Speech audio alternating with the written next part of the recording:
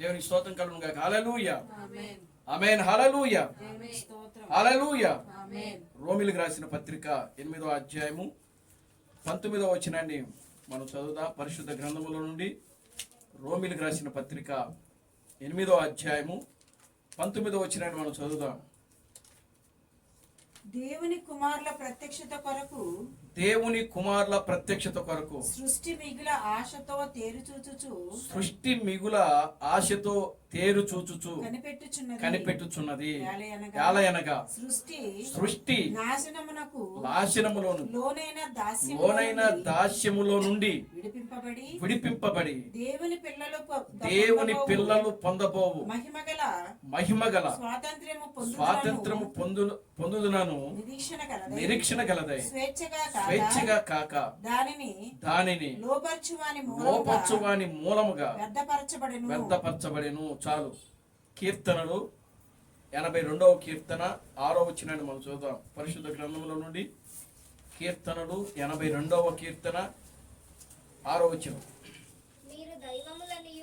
మీరు దైవములనియు మీరందరూ సర్వోన్నతుని కుమారులనియు నేనే సెలవిచ్చుచున్నాను.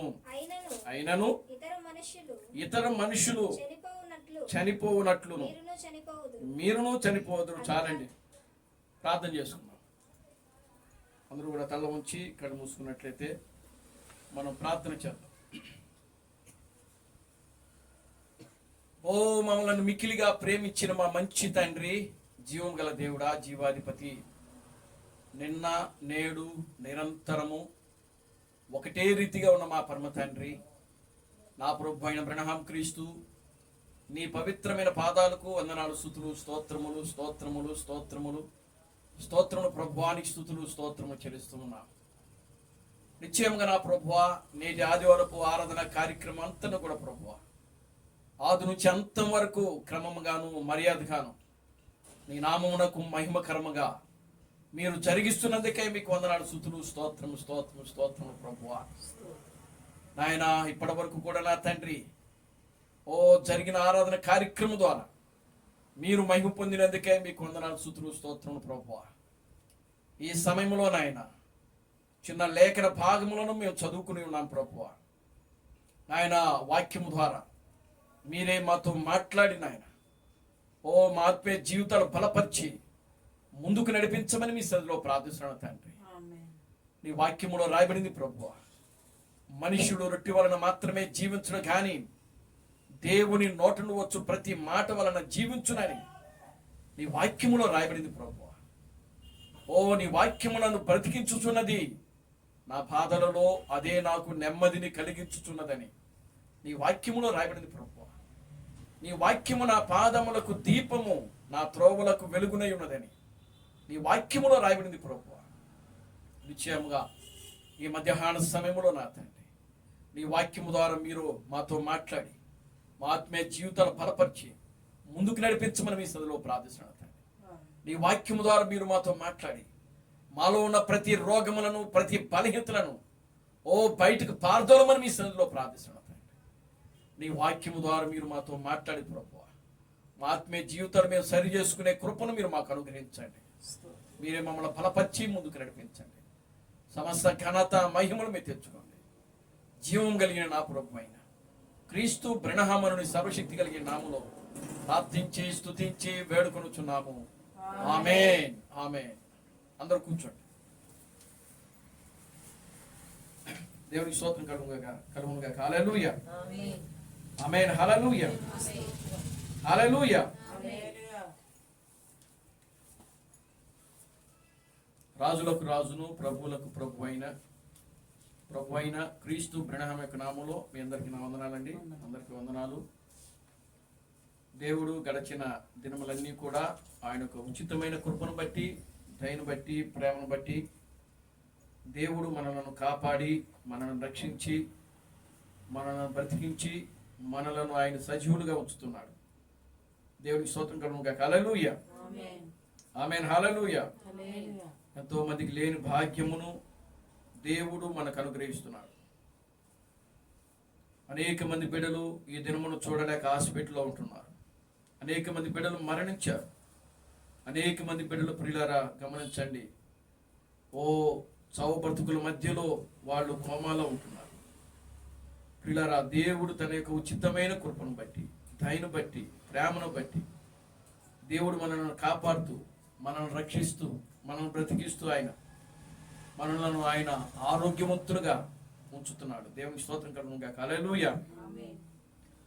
మన నీతిని బట్టో, లేకపోతే అది మన భక్తిని బట్టో, మన విశ్వాసమును బట్టో కాదు కాని ప్రియులారా, భూమికి పునాదులు వేయబడక మునిపే దేవుడు తన ఆలోచనలో, తన ప్రణాళికలో, గొర్రెపిల్ల యొక్క జీవ గ్రంథములో మన పేర్లు ఆయన రాసి ముందుగానే ఆయన మనను చూచి ఈ చివరి దినములలో ప్రియులారా, మనల్ని భూమి మీదకి తీసుకుని వచ్చి నిత్యము జీవించేటువంటి ఆయన యొక్క నిత్యమైన నామమైన క్రీస్తు బ్రహ్మ యొక్క నామమును దేవుడు మనకు అనుగ్రహించి నిత్యము జీవించేటువంటి ఆయన యొక్క నిత్యమైన నామములో, క్రీస్తు బ్రహ్మ యొక్క నామములో నిత్యము కూడా మనము స్తుతించడానికి, మనము ఆయనను ఘనపరచడానికి, ఆయనను మహిమపరచడానికి దేవుడు మనకు ఒక గొప్ప సమయాన్ని అనుగ్రహించాడు. దేవునికి స్తోత్రం కలుగునుగాక. హల్లెలూయా. ఆమేన్. హల్లెలూయా.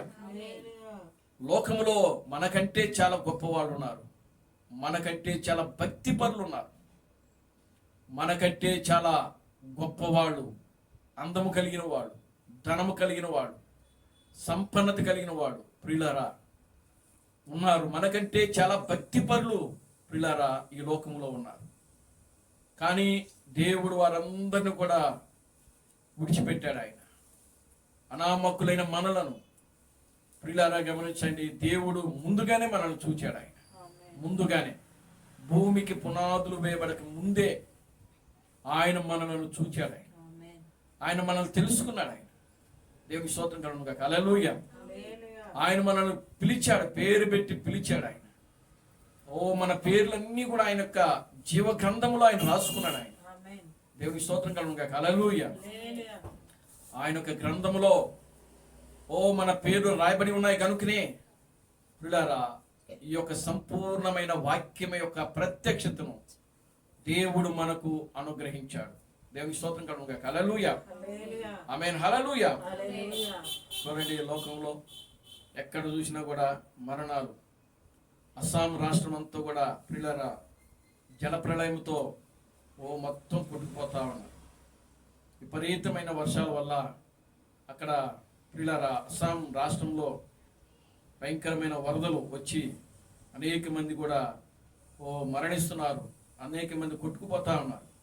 దేవునికి స్తోత్రం కలుగునుగాక. హల్లెలూయా. ఏదేమైనప్పటికీ ప్రియులారా దేవుడు ఆయన పని ఆయన చేస్తున్నాడు, మన పని మనం చేయాలి. దేవుడు ఆయన పని ఆయన చేసుకుంటా వెళ్తున్నాడు. దేవుడు ఈ భూమి మీద మనకు ఏ పని అయితే అప్పగించాడో ఆ పనిని చేయుటకు దేవుడు మనము కూడా సిద్ధముగా ఉండాలి. దేవుని స్తోత్రం కలుగునుగాక. హల్లెలూయా. ఎల్లప్పుడూ కూడా దేవుడు మనకు అప్పగించినటువంటి పరిచర్య, మనకు అప్పగించిన పని ఏదైతే ఉన్నదో ఆ పనిని, ఆ పరిచర్యను, ఆ బాధ్యతను మనము నమ్మకముగా, యథార్థముగా ప్రియులారా ముందుకి కొనసాగిస్తూ ఉండాలి. దేవుని స్తోత్రం కలుగునుగాక. హల్లెలూయా. ఆమేన్. హల్లెలూయా. ప్రియులారా గమనించండి, మనము ఈ లోకములో జీవించడానికి దేవుడు మనలను పంపించాడు. ఎందుకు ఈ లోకములో మనల్ని దేవుడు తీసుకుని వచ్చాడు అనంటే కేవలం ఆయన వాక్యం కోసం జీవించడానికి. దేవుని స్తోత్రం కలుగునుగాక. హల్లెలూయా. ఆయన వాక్యము గురించి మనము ప్రచురించడానికి, ఆయన వాక్యము గురించి మనము ప్రజలకు తెలియచేయడానికి, ఆయనకు ఉన్నతమైన కార్యాలు, ఆయనకు గొప్ప కార్యాలు, ఆయన యొక్క శక్తివంతమైన కార్యాలు, ఆయన యొక్క ఆశ్చర్య కార్యాలు, బలమైన కార్యాలు ప్రజలకు తెలియజేయడానికి దేవుడు మనలను తీసుకుని వచ్చాడు. దేవుని స్తోత్రం కలుగునుగాక. హల్లెలూయా. ప్రియులారా ఎన్నడూ రాజీ పడినటువంటి దేవుని యొక్క శక్తి సామర్థ్యముతో దేవుడు మనలను అభిషేకించాడు. ఆయన దేవుని స్తోత్రం కలుగునుగాక. హల్లెలూయా. డోరుడు గల హల్లెలూయా. కనుక రాజీ పడినటువంటి ఆత్మతో, పరిశుద్ధాత్మ యొక్క శక్తి సామర్థ్యముతో, ఆయన వాక్యం యొక్క శక్తి సామర్థ్యముతో దేవుడు మనలను ఏం చేసినాడంటే అభిషేకించి ఈ లోకానికి తీసుకొచ్చాడు. దేవునికి స్తోత్రం కలుగును గాక. హల్లెలూయా.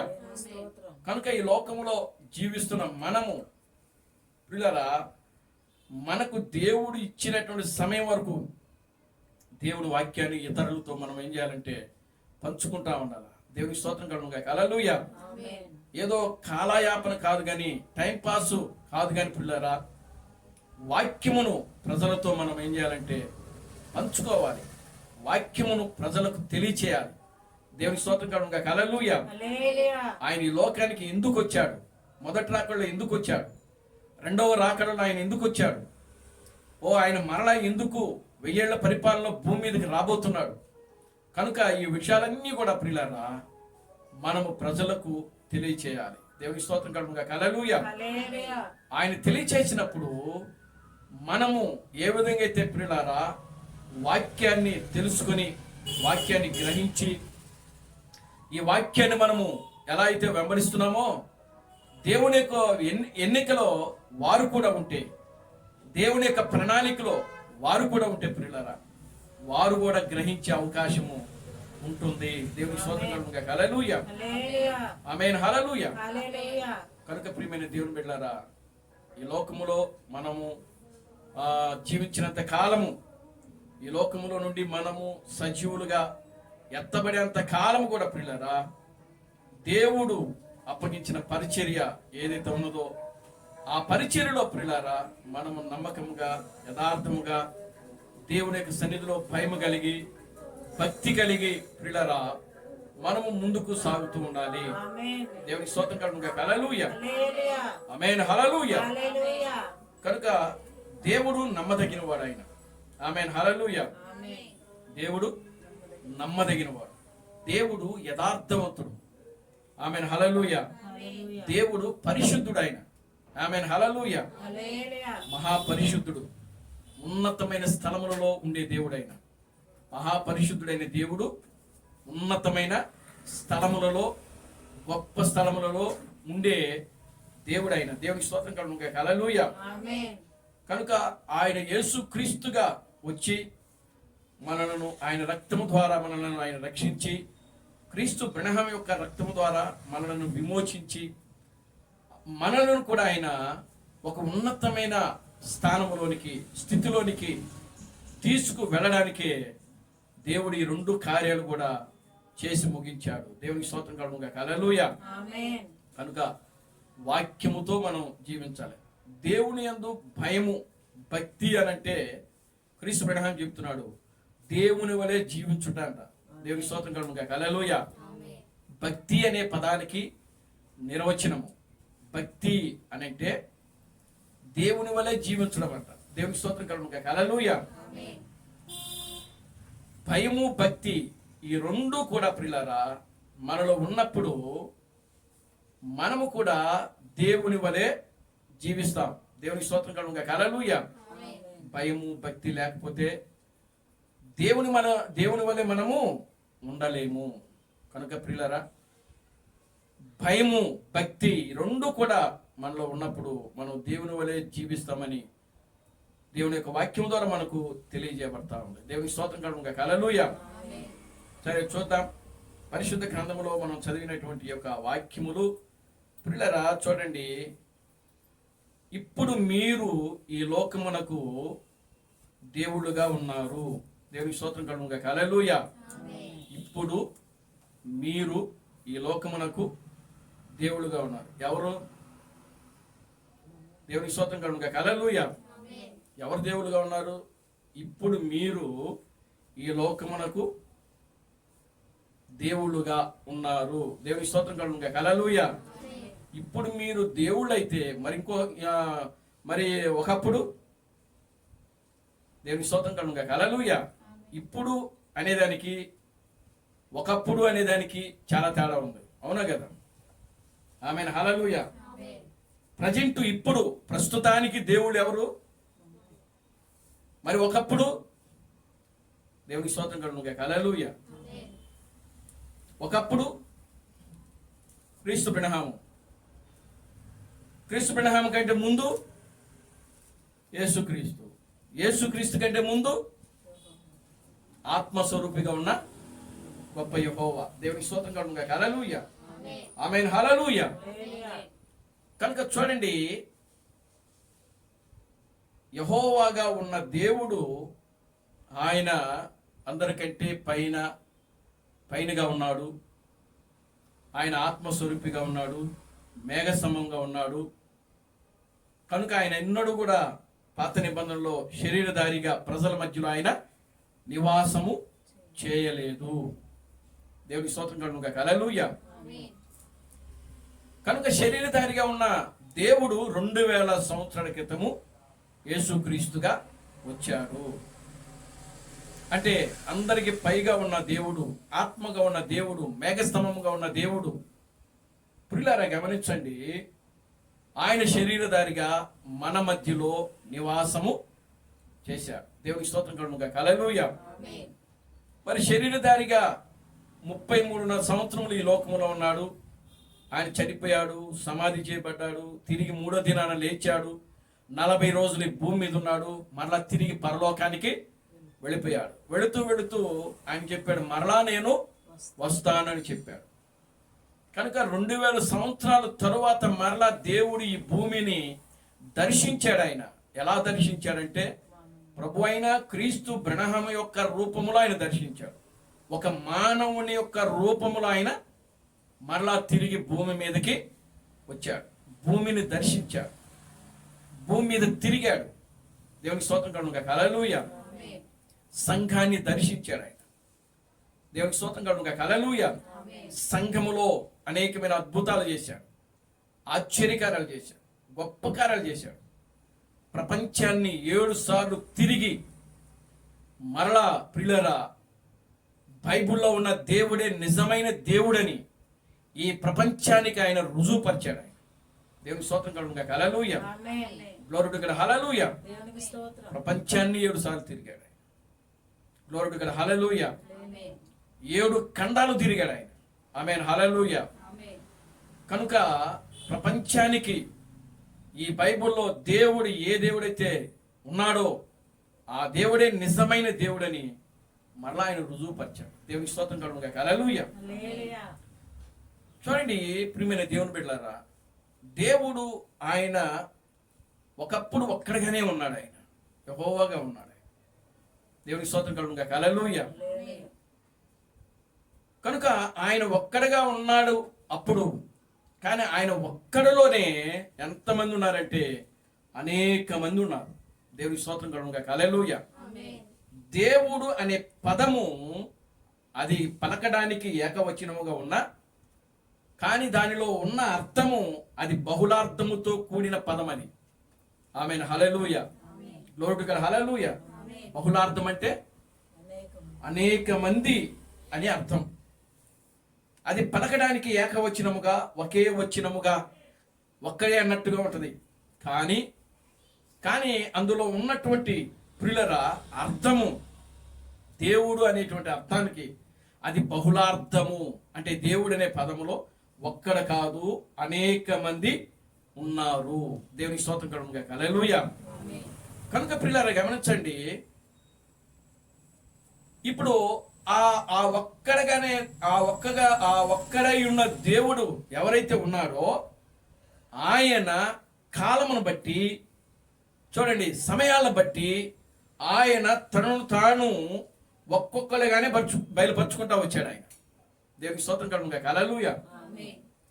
అందరికంటే పైన ఉన్నప్పుడు అగ్నిస్తంభముగా, మేఘస్తంభముగా ఆయన ఉన్నప్పుడు, అంటే ఎలోహిముగా ఉన్నప్పుడు, సర్వశక్తి కలిగిన దేవుడుగా ఉన్నప్పుడు, ఎవరు సమీపింపరాని తేజస్సులో ఆయన ఒక్కడే ఉన్నాడు అప్పుడు ఆయన. దేవునికి స్తోత్రం కలుగును గాక. హల్లెలూయా. కనుక ఇప్పుడు ఆయన క్రీస్తుగా, దేవుడుగా, దేవుని యొక్క గుణ లక్షణములతో ఆయన 2000 సంవత్సరాల క్రితము యేసు క్రీస్తుగా ఈ లోకానికి ప్రత్యక్షమయ్యాడు. ఆయనే దేవుడు. దేవునికి స్తోత్రం కలుగును గాక. హల్లెలూయా. ప్రజలు ఎన్నడూ కూడా దేవుణ్ణి చూడాల. దేవుడు ఎలా ఉంటాడో తెలియదు ప్రజలకి. దేవుడు అనే వ్యక్తిని ప్రజలు ఎన్నడూ కూడా చూడలేదు. దేవుడు అనేటువంటి వ్యక్తిని ఎన్నడూ కూడా ప్రజలు కలుసుకోలేదు. కనుక ఆయన ఒక అగ్నిస్తంభంగానో మేఘస్తంభంగానో వాళ్ళ మధ్యలో ఆయన తిరిగాడు, కానీ అసలు రూపము ఏమిటో ఎలా ఉంటాడో తెలియదు, ప్రజలకి తెలియదు, ఇజ్రాయేలులకు తెలియదు. ఎందుకంటే మొట్టమొదటిగా వాళ్ళే ఉన్నారు కాబట్టి. దేవునికి స్తోత్రం కలుగును గాక. హల్లెలూయా. కనుక అప్పుడు ఆ దేవుడు, ఏ దేవుడైతే భూమిని ఆకాశమును సృష్టించాడో, ఏ దేవుడైతే ఓ సముద్రమును సృష్టించాడో, ఏ దేవుడైతే సముద్రమునకు సరిహద్దులు నియమించాడో, ఏ దేవుడైతే భూమిని శూన్యములో వేలాడదీశాడో. ఆమేన్. హల్లెలూయా. భూమి ఎక్కడుంది? ఎక్కడుంది? ఆయన భూమిని శూన్యములో వేలాడదీశాడంట. దేవునికి స్తోత్రం కలుగును గాక. హల్లెలూయా. Glory to God. హల్లెలూయా. సముద్రములో దానికి పునాది వేశాడంట. Glory to God. హల్లెలూయా. కనుక చూడండి, ఆయన భూమిని శూన్యములో వేలాడదీయగలిగినోడు ఆయన. అంటే భూమి ఆయన మాట వింటుంది. సముద్రమునకు సరిహద్దులు గీసినోడు ఆయనే. దేవునికి స్తోత్రం కలుగును గాక. హల్లెలూయా. అప్పుడప్పుడు సముద్రము పొంగి ఊరి మీద పడతా ఉంది. ఆమేన్. హల్లెలూయా. అంటే దేవుడు శాసించినటువంటి సరిహద్దులను దాటి అది ఎక్కడికి వస్తుంది? ముందుకు వస్తుంది. ఆమేన్. హల్లెలూయా. ఎందుకు ముందుకు వస్తుంది? ఎవరు దాంతో మాట్లాడాడు? ఎవరు దానికి ఆజ్ఞాపించారు? దేవునికి స్తోత్రం కలుగును గాక. హల్లెలూయా.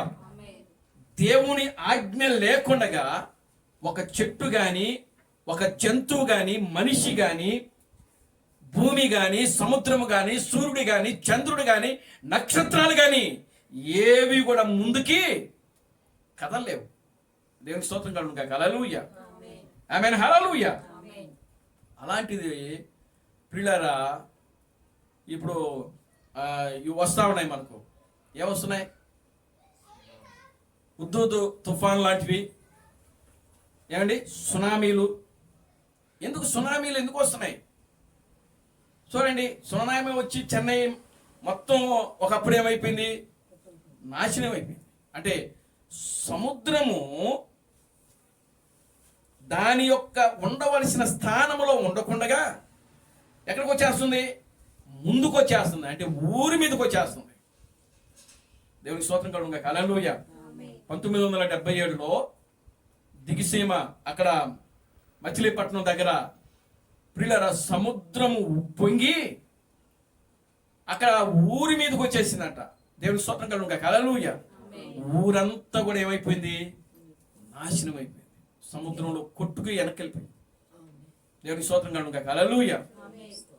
ఎందుకు సముద్రము దాని యొక్క స్థితిని దాటి ముందుకు వస్తుంది? సముద్రమునకు సరిహద్దులు నియమించిన వాడు దేవుడు. మరి ఆ సరిహద్దుల్లోనే ఉండాలి అది. మరి ఆ సరిహద్దుల్లో ఉండకుండా దాని స్థితిని, దాని స్థానాన్ని దాటి ముందుకు వచ్చేస్తుంది. అంటే దేవుడు ఏం చేస్తున్నాడంటే సముద్రంతో మాట్లాడుతున్నాడు ఆయన. దేవుని స్తోత్రం కలుగును గాక. హల్లెలూయా. దేవునామానికి మహిమ కలుగును గాక. హల్లెలూయా. సూర్యుడు అప్పుడప్పుడు భూమికి దగ్గరలో వస్తున్నాడని చెప్పి మనం చదువుతా ఉన్నాం. చంద్రుడు అప్పుడప్పుడు చూడండి ఆ భూమి మీదకి వస్తున్నాడని, భూమికి దగ్గరలోకి వస్తున్నాడని మనం చదువుతున్నాం. నక్షత్రాలు ఉల్కాల వలె భూమి మీదకి పడి ఫలానా దగ్గర పడి అదంతా కూడా నాశనం అయిపోయిందని మనం చదువుతున్నాం. ఇవన్నీ జరగడానికి కారణం ఏంటి అని అంటే ప్రియులారా, దేవుడే. ఎందుకనంటే ప్రియులారా, దేవుని యొక్క సమయము ఆసన్నమైనది. ఈ ప్రపంచాన్ని దేవుడు శుద్ధీకరిస్తా ఉన్నాడు. దేవుని స్తోత్రం కలుగును గాక. హల్లెలూయా. ఆమేన్. హల్లెలూయా. కనుక ప్రియులారా గమనించండి, దేవుడు తన పని తాను చేసుకుంటా వస్తున్నాడు. మనము కూడా మన పని మనము చేస్తూ ఉండాలి. దేవుని స్తోత్రం కలుగును గాక. హల్లెలూయా. కనుక చూడండి, ఇప్పుడు మీరు ఈ లోకమునకు ఎలా ఉన్నారు? దేవుడుగా ఉన్నారు. దేవుని స్తోత్రం కలుగును గాక. హల్లెలూయా. మనము ఒకప్పుడు దేవుని గురించి చెప్పుకుంటున్నాం. ఎప్పుడో పాత నిబంధనలో ఉన్న దేవుని గురించి మనం మాట్లాడుతున్నాం. 2000 సంవత్సరాల క్రితం వచ్చినటువంటి దేవుని గురించి మనం చెప్తున్నాం. లేదా ప్రభు అయిన క్రీస్తు అబ్రహాము గురించి మనం చెప్తున్నాం. దేవునికి స్తోత్రం కలుగును గాక. హల్లెలూయా. వాళ్ళు అలా చేశారు, వీళ్ళు ఇలా చేశారు. ఏమండి? దేవునికి స్తోత్రం కలుగును గాక. హల్లెలూయా.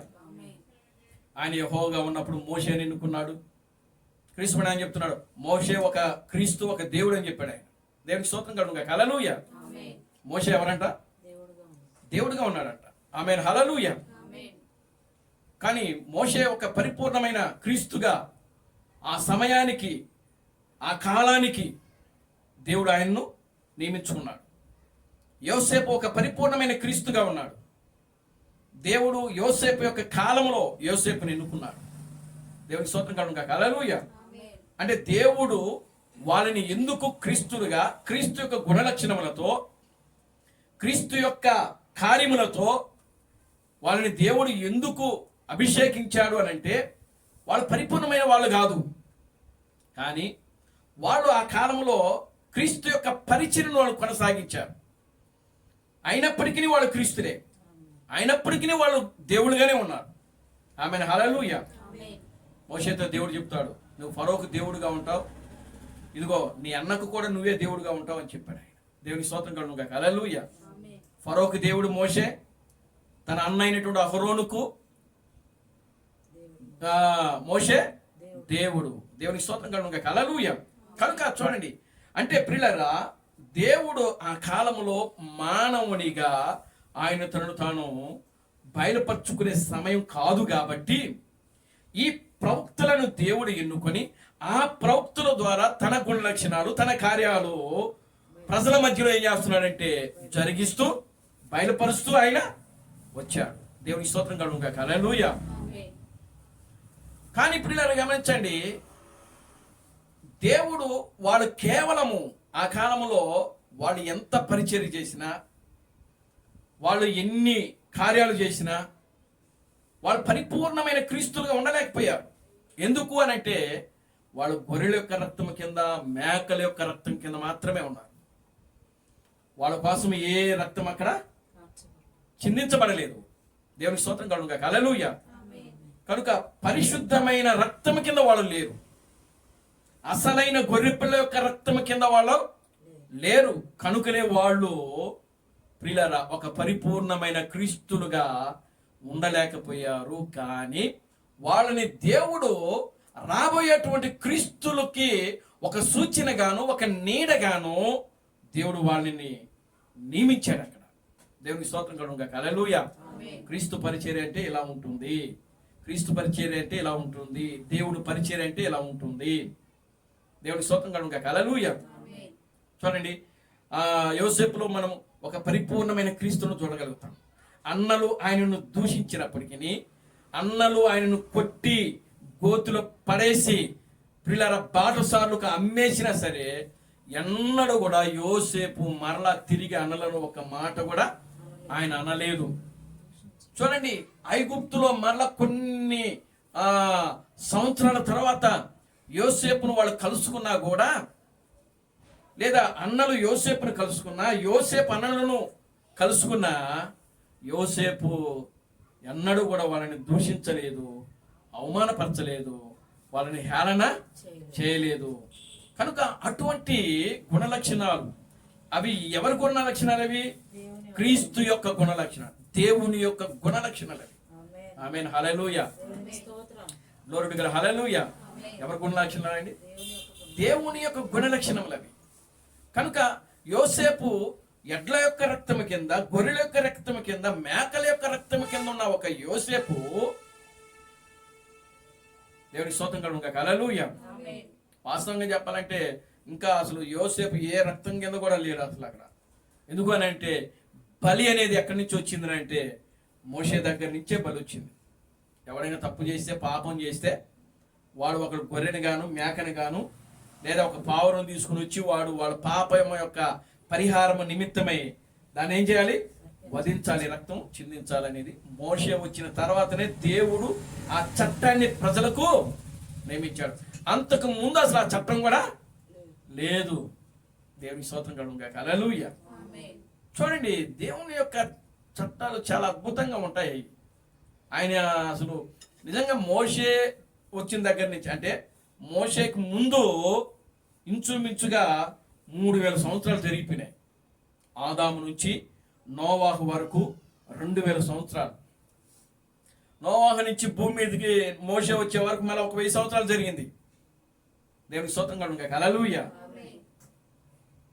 కనుక 3000 సంవత్సరాలు వాళ్ళు ఏ బలి లేదు, కేవలం మనస్సాక్షి. దాన్నే మనస్సాక్షి యుగము అన్నారు. దేవుని స్తోత్రం కలుగును గాక. హల్లెలూయా. ఏ యుగము? నువ్వు తప్పు చేసావు అనిపిస్తే దేవునికి ప్రార్థన చేయి. లేదు నేను చేసింది కరెక్ట్ అనుకుంటే వదిలేయి. దేవునికి స్తోత్రం కలుగును గాక. హల్లెలూయా. అంటే దాన్ని ఏమనుకుంటారు? మనస్సాక్షి యుగం.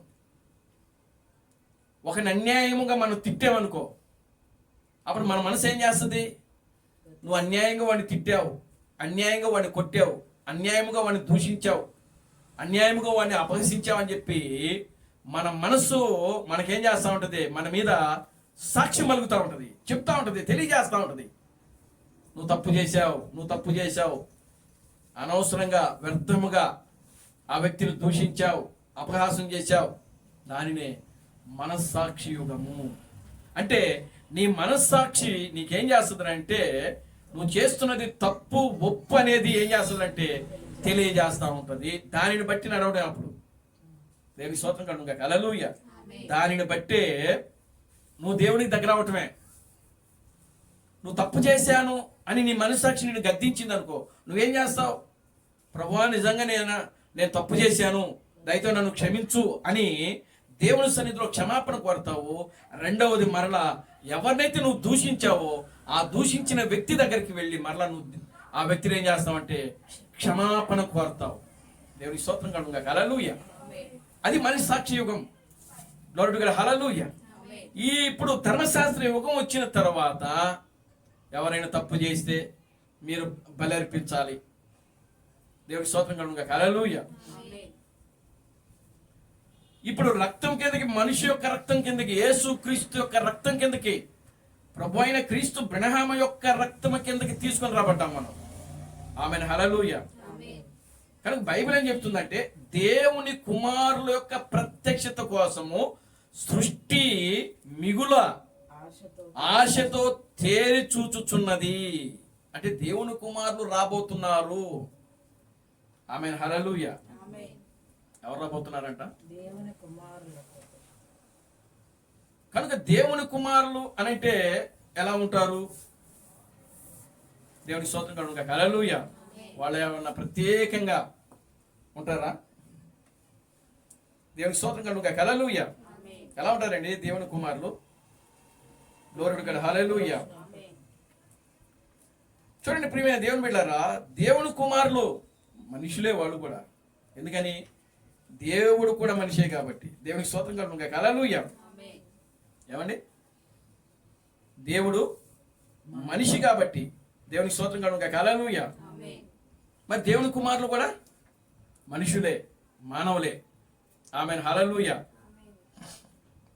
ఎందుకు అంటే దేవుని గుణలక్షణాలు ఏవైతే ఉంటాయో అవే గుణలక్షణాలు మనలో కూడా ఉంటాయి. దేవుని యొక్క కుమారుల్లో కూడా ఉంటాయి, దేవుని యొక్క కుమార్తెలో కూడా ఉంటాయి. దేవునికి స్తోత్రం కలుగును గాక. హల్లెలూయా. క్రీస్తు థామస్ చిన్న వాక్యం చెప్పాడు. చూడండి, పరిశుద్ధ గ్రంథంలో నుండి 16వ అధ్యాయం, కీర్తనలు 16వ అధ్యాయం.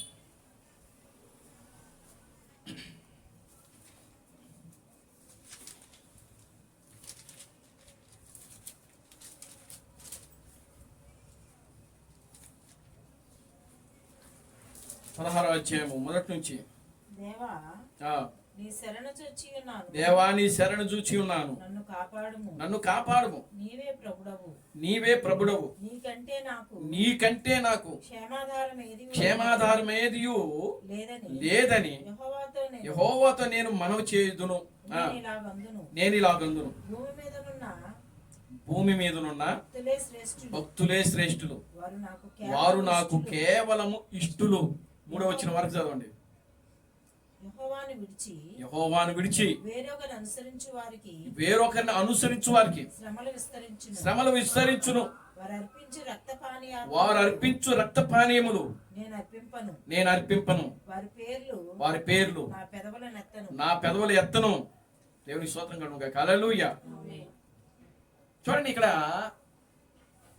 దావీదు అంటున్నాడు ఈ మాటలో. ఏమంటున్నాడంటే, దేవా నేను నీ శరణు చూచి ఉన్నాను, నన్ను కాపాడము, నీవే ప్రభుడవు, నీకంటే నాకు క్షేమాధారం ఏదీ లేదని యెహోవాతో నేను మనవి చేయుదును. నేను ఇలాగందును. చూడండి, నేను ఇలాగు అందును. ఏమంటున్నాడు అనంటే, ఆయన ఏమంటున్నాడు అనంటే, భూమి మీదనున్న భక్తులే శ్రేష్ఠులు, వారు నాకు ఇష్టలు. భక్తులు, భూమి మీద ఎవరున్నారంట? భక్తులు. ఆ భక్తులు ఎవరో కాదు, దేవుని యొక్క కుమారులు, దేవుని యొక్క కుమార్తెలు. దేవుని స్తోత్రం కలుగును గాక. హల్లెలూయా. ఇందాకే చెప్పాను మీకు అర్థం. భక్తి అనే అర్థం ఏంటి? దేవుని వలె జీవించటం అంట. భక్తి అనే పదానికి నిర్వచనము అర్థం ఏమిటంటే దేవుని వలె ఉండటం, దేవుని వలె ఉండటం, దేవుని వలె జీవించడం, దేవుని వలె మాట్లాడటం, దేవుని వలె చూడటం, దేవుని వలె నడవటం. దేవుని స్తోత్రం కలుగును గాక. హల్లెలూయా. దేవుని యొక్క గుణ లక్షణములను ప్రతిబింబించడం. Glory to God. హల్లెలూయా. దావీదు చూడండి, భూమి మీదనున్న భక్తులే శ్రేష్ఠులు, వారు నాకు ఇష్టలు.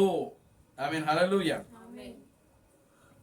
శ్రీరామస్ ఏం చెప్తున్నాడంటే, ఈ వచనము ఇతరుల కొరతల కొరకు రాయబడిందంట. దేవునికి స్తోత్రం కలుగును గాక. హల్లెలూయా. ఏ వచనము? ఇప్పుడు రాయబడినటువంటి ఈ యొక్క కీర్తనలో 16వ కీర్తన ఏదైతే ఉందో, ఆ 2-3 వచనాలు ఏవైతే ఉన్నావో, అవి ఎవరి గురించి రాయబడి ఉన్నాయి అని అంటే ఇతరుల గురించి. దేవునికి స్తోత్రం కలుగును గాక. హల్లెలూయా. భూమి మీద ఉన్న భక్తులే శ్రేష్ఠులు, వారు నాకు ఇష్టలు. దేవునికి స్తోత్రం కలుగును గాక. హల్లెలూయా. అంటే భక్తి అనే పదానికి నిర్వచనం ఏమిటి అని అంటే, నీవు దేవుని వలె జీవించుట. Glory to God. హల్లెలూయా. మరి నువ్వు దేవుని వలె జీవించడం అంటే, నీలో భక్తి ఉంటే నువ్వు దేవుని వలె ఉంటావు. నీలో భక్తి లేకపోతే నువ్వు దేవుని వలె ఉండలేవు. దేవునికి స్తోత్రం కలుగును గాక. హల్లెలూయా. ఇతరులకు సహాయము చేయుటకు. దేవునికి స్తోత్రం కలుగును గాక. హల్లెలూయా. Glory to God. హల్లెలూయా. కొరతలను చూచి వీలైనంత వరకు వారికి సహాయము పడాలి. అంటే మనకు చేతనైనంత వరకు సహాయం చేయాలి, మనము చేయగలిగినంత వరకు. దేవునికి స్తోత్రం కలుగును గాక. హల్లెలూయా. ఎవరైనా సరే చేయగలిగిన స్థితిలో ఉన్నప్పుడు వారికి తప్పకుండా మనం ఏం చేయాలి? సహాయము. అది దేవుడు. దేవునికి స్తోత్రం కలుగును గాక. హల్లెలూయా. ఆ యొక్క సహాయం కూడా మనం చేయలేనప్పుడు మనం దేవుడుగా ఉండలేము. దేవునికి స్తోత్రం కలుగును గాక. హల్లెలూయా. Glory to God. హల్లెలూయా. ఆయన 2-3 నెలలుగా కానుకలు పెట్టి 2 పెట్లు పెట్టాడంట ఆయన. దేవునికి స్తోత్రం కలుగును గాక. హల్లెలూయా. ఎన్ని పెట్లు? 2 పెట్లు పెట్టాడు. ఒకటి దశమ భాగాల గురించి, రెండవది కానుకల గురించి. కానుకలు వేరు, దశమ భాగాలు వేరండి. దేవునికి స్తోత్రం కలుగును గాక. హల్లెలూయా. కనుక ఇప్పుడు ఆ యొక్క ఎవరైనా సరే దశమ భాగాలు వేసేవాళ్ళు అక్కడ రాస్తారు, ఇది దశమ భాగం పెట్టా, లేదా ఇది కానుకలు పెట్టా. ఏది ఎవరు ఈ దేంట్లో వేస్తున్నారో అది తెలిసిపోయింది అనమాట. దేవునికి స్తోత్రం కలుగును గాక. హల్లెలూయా. అప్పుడు ఆయన ఆ కానుకలన్నీ కూడా తీసి ఆ సమయంలో సంఘములో లేదా ఆ టైంలో రోడ్డు మీద ఉన్న అడుక్కున్న వాళ్ళు ఉన్నా సరే ఆయన ఆ యొక్క కానుకలు, ఆ దశంభాగాలు ఇచ్చేసేవాడంట. దేవునికి స్తోత్రం కలుగును గాక. హల్లెలూయా. ఆమేన్. హల్లెలూయా. చూడండి పిల్లరా, క్రీస్తు తామసు భూమి మీద ఉన్నప్పుడు పేపర్లో ఆయన చదివాడంట. ఆయన పేపర్లో చదివాడంట. ఏం చదివాడంటే, సహాయము చేయుటలో హస్తము అని ఒక సంఘం ఉన్నది. అంటే సహాయం చేయడానికి తన వంతు తాను ఆపదల్లో ఉన్న వాళ్ళకి, యాక్సిడెంట్లు అయిన వాళ్ళకి, లేకపోతే ఇంకా ఏదైనా సరే మన ఇంటి ముందు వచ్చి అడుక్కుని తినే వాళ్ళకి సహాయపడట్లో ఒక సంఘం ఉందంట. దేవునికి స్తోత్రం కలుగును. హల్లెలూయా. ఎక్కడ? వేలూరులో. ఎవరైనా యాక్సిడెంట్లో చనిపోతే వారికి, ఇంకా ఎవరైనా అవసరంలో ఉంటే కన్ను దానము లేకపోతే రక్తదానము వంటివి చేసి సహాయపడుచున్నారు. ఇది ఎందుకు చెప్తున్నాను అంటే, అక్కడ ఆయన పేపర్లో చదివాడు. ఆ పేపర్లో వచ్చిన దాన్ని ఇప్పుడు క్రీస్తు ఆమాస్ ఏం చేస్తున్నాడు? సంఘంలో చెప్తున్నాడు. దేవునికి స్తోత్రం కలుగును. హల్లెలూయా. సంఘములో ఎందుకు చెప్తున్నాడు అని అంటే ఆశ్చర్యపడుతున్నాం. చూడండి, ఒకే సంఘములో ఉన్నటువంటి పరిశుద్ధులు చూడండి, ఇది చెప్పి చేయించవలసిన విషయాలు కావు. ఇవి చెప్పి చేయించే విషయాలు కావంట. అవి అంటే అవి వాళ్ళంతటా వాళ్ళు ఏం చేయాలి? చేయాలి. దేవునికి స్తోత్రం కలుగును. హల్లెలూయా. ఆమేన్. హల్లెలూయా. అప్పుడప్పుడు మన ఇళ్ళ ముందు వచ్చి ఒక చంటి పిల్లల్ని తీసుకొని వచ్చి, అమ్మ ఇదిగో మాకు పాత చీర ఇవ్వండి. ఏంటి? మాకు ఒక పాత చీర ఇవ్వండి, నేను బిడ్డ తల్లిని. దేవునికి స్తోత్రం కలుగును. హల్లెలూయా. నేను బిడ్డ తల్లిని, నాకు ఒక పాత చీర అండి అని అడిగింది అనుకోండి. ఏం చేయాలి? చెయ్యాలి. వాళ్ళకి మా దగ్గర ఏమీ లేవనంటే ఏమైపోద్ది? ప్రాణం చచ్చిపోయింది. దేవునికి స్తోత్రం కలుగును. హల్లెలూయా. ఆమేన్. హల్లెలూయా.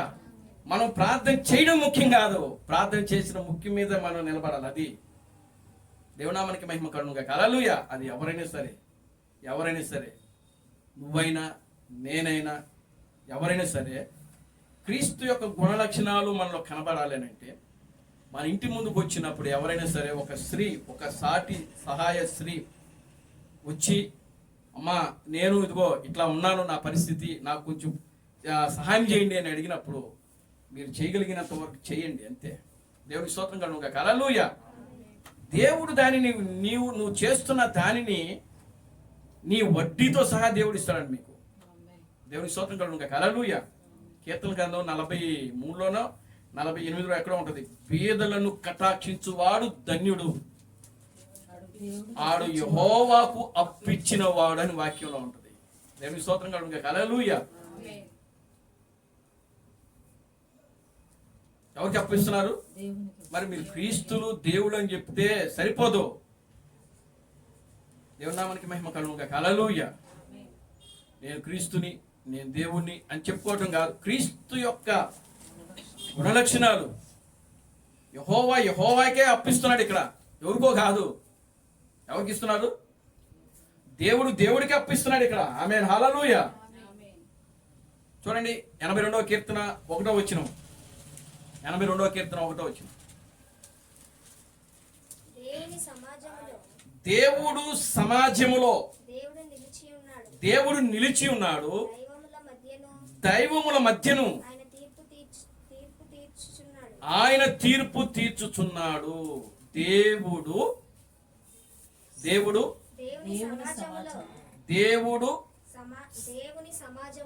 దేవుని సమాజములో దేవుడు నిలిచి ఉన్నాడు. దేవుని సమాజంలో. చూడండి ఇక్కడ సమాజంలోనా దేవుని సమాజంలోనా? దేవుని సమాజములో. దేవుని సమాజం అంటే, దేవుని సమాజం అంటే ఏంది చెప్పండి? దేవుని సమాజం అంటే దేవుళ్ళు సమావేశమయ్యే స్థలము. అర్థమైందా? దేవుని స్తోత్రం కలుగును. హల్లెలూయా. దేవుని సమాజములో దేవుడు నిలిచి ఉన్నాడు. దేవుని స్తోత్రం కలుగును. హల్లెలూయా. అర్థమైందండి మీకు? దేవుని యొక్క సమాజము అని అంటే దేవుళ్ళు సమాజముగా కూడుకునే స్థలము. ఆ స్థలములో దేవుడు నిలిచి ఉన్నాడంట. దేవుని స్తోత్రం కలుగును. హల్లెలూయా. మరి దేవుడు నిలిచి ఉండి ఏం చేస్తున్నాడు? చదవండి మళ్ళా. దైవముల మధ్యను దైవముల మధ్య ఆయన తీర్పు తీర్పు తీర్చుచున్నాడు. దేవుడు మధ్యలో ఉండి ఏం చేస్తున్నాడు? దైవములకు తీర్పు తీర్చుచున్నాడు. దైవములకు తీర్పు తీర్చుచున్నాడు కాదు, దైవముల మధ్యను దైవముల మధ్య నిలబడి తీర్పు తీరుస్తున్నాడు. అది దేవుడికి స్తోత్రం కలుగును గాక. హల్లెలూయా. అంటే ఇక్కడ యెహోవా ప్రజల మధ్యలో చేరి, యెహోవా వాళ్ళతోనే చేరి, ఆయన కుమార్తెలతో ఆయన ఏమై ఉన్నాడు? దేవుడై ఉన్నాడు. అంటే ఆయన చుట్టూ కూడా ఎవరున్నారు? దేవుళ్ళే ఉన్నారు. దేవుడి స్తోత్రం కలుగును గాక. హల్లెలూయా. దేవుడు మధ్యలో నిలబడి తీర్పు తీర్చుతున్నాడంట. దేవుడి స్తోత్రం కలుగును గాక. హల్లెలూయా. అంటే ఇప్పుడు చూడండి, బీదలను కటాక్షించువాడు యెహోవాకు అప్పిచ్చువాడు అని వాక్యంలో రాయబడినప్పుడు, ఇప్పుడు యెహోవాకే అప్పిస్తున్నాడు ఇక్కడ. అది దాని అర్థం.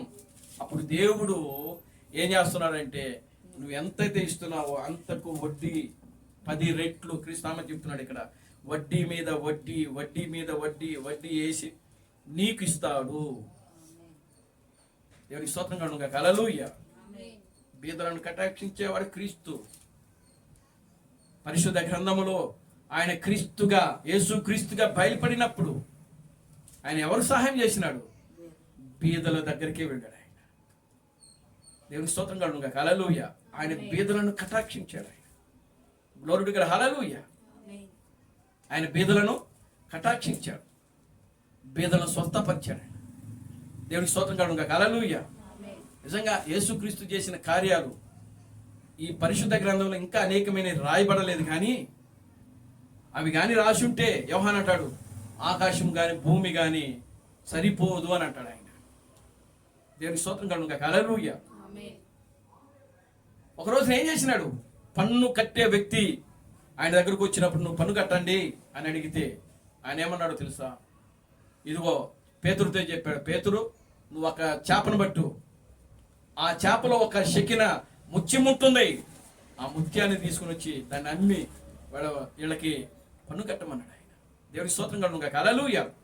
చూడండి, బీదలకు సహాయం చేశాడు ఆయన. ఆ బీదలకు సహాయం చేసినవన్నీ ఇక్కడ రాయబడలేదు. దేవుడి స్తోత్రం కలుగును గాక. హల్లెలూయా. మరి అది చూడండి, క్రీస్తు పినహము మరలా ఆయన రెండవ రాకడలో క్రీస్తు పినహముగా వచ్చినప్పుడు ఏం చేసినాడు? ఆయన బీదలకు సహాయం చేశాడు. ఆయన సంపాదించిన సంపాదన అంతా కూడా ఏది కూడా తన కోసం అంటూ, ఆయన తన కుటుంబం కోసం అంటూ ఆయన తీసుకోకుండా వచ్చిన ఆ డబ్బంతా కూడా ఆయన ఏం చేసినాడు? బీదలకు, విధవరాలకు ఆయన ఏం చేసినాడంటే సహాయం చేసినాడు ఆయన. దేవుని స్తోత్రం కలుగును గాక. హల్లెలూయా.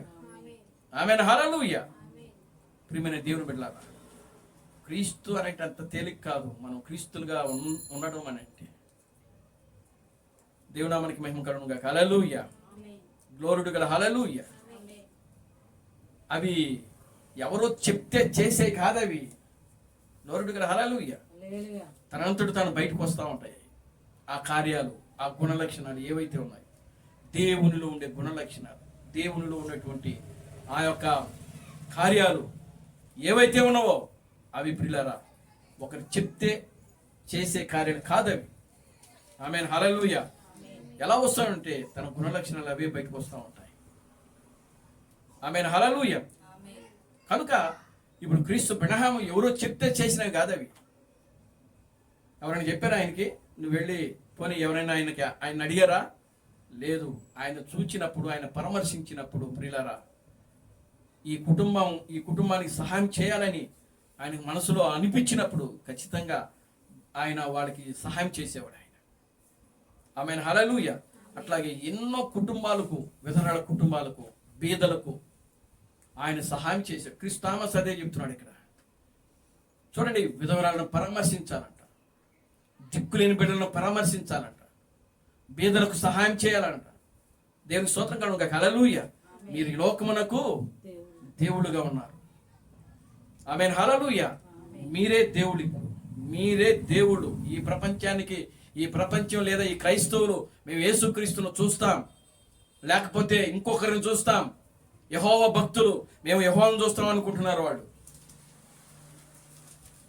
యెహోవా భక్తులు ఉన్నారు కదా, యెహోవా సాక్షులు ఉన్నారు కదా ఈ లోకంలో. వాళ్ళు ఏమంటున్నారు?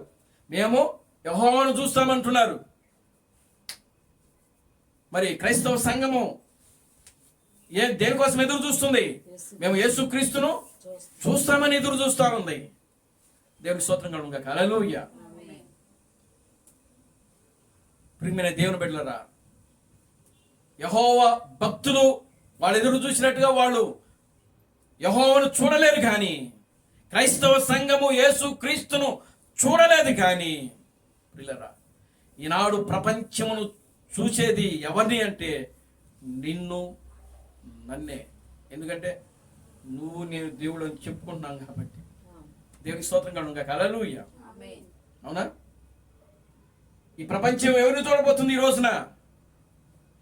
అందుకే క్రీస్తు థామస్ అంటున్నాడు, దేవుడు ఈ రోజున మీ మీద ఆధారపడి ఉన్నాడు. క్రీస్తు బ్రహ్మము ఈ రోజు ఎవరి మీద ఆధారపడ్డాడంట?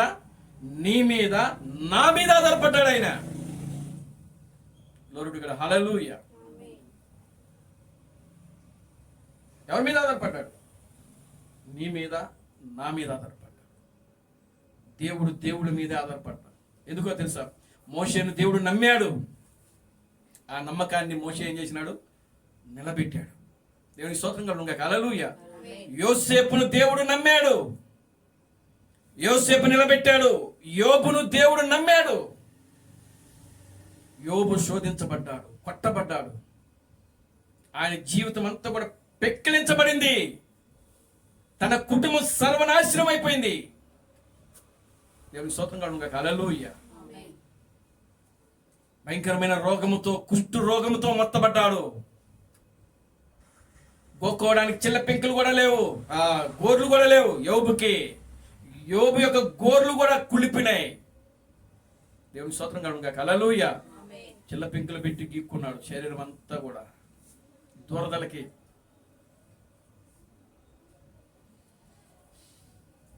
కానీ దేవుడు ప్రియులారా ఆ వ్యక్తి మీద పెట్టుకున్న నమ్మకాన్ని యోబు ఏం చేసినాడు?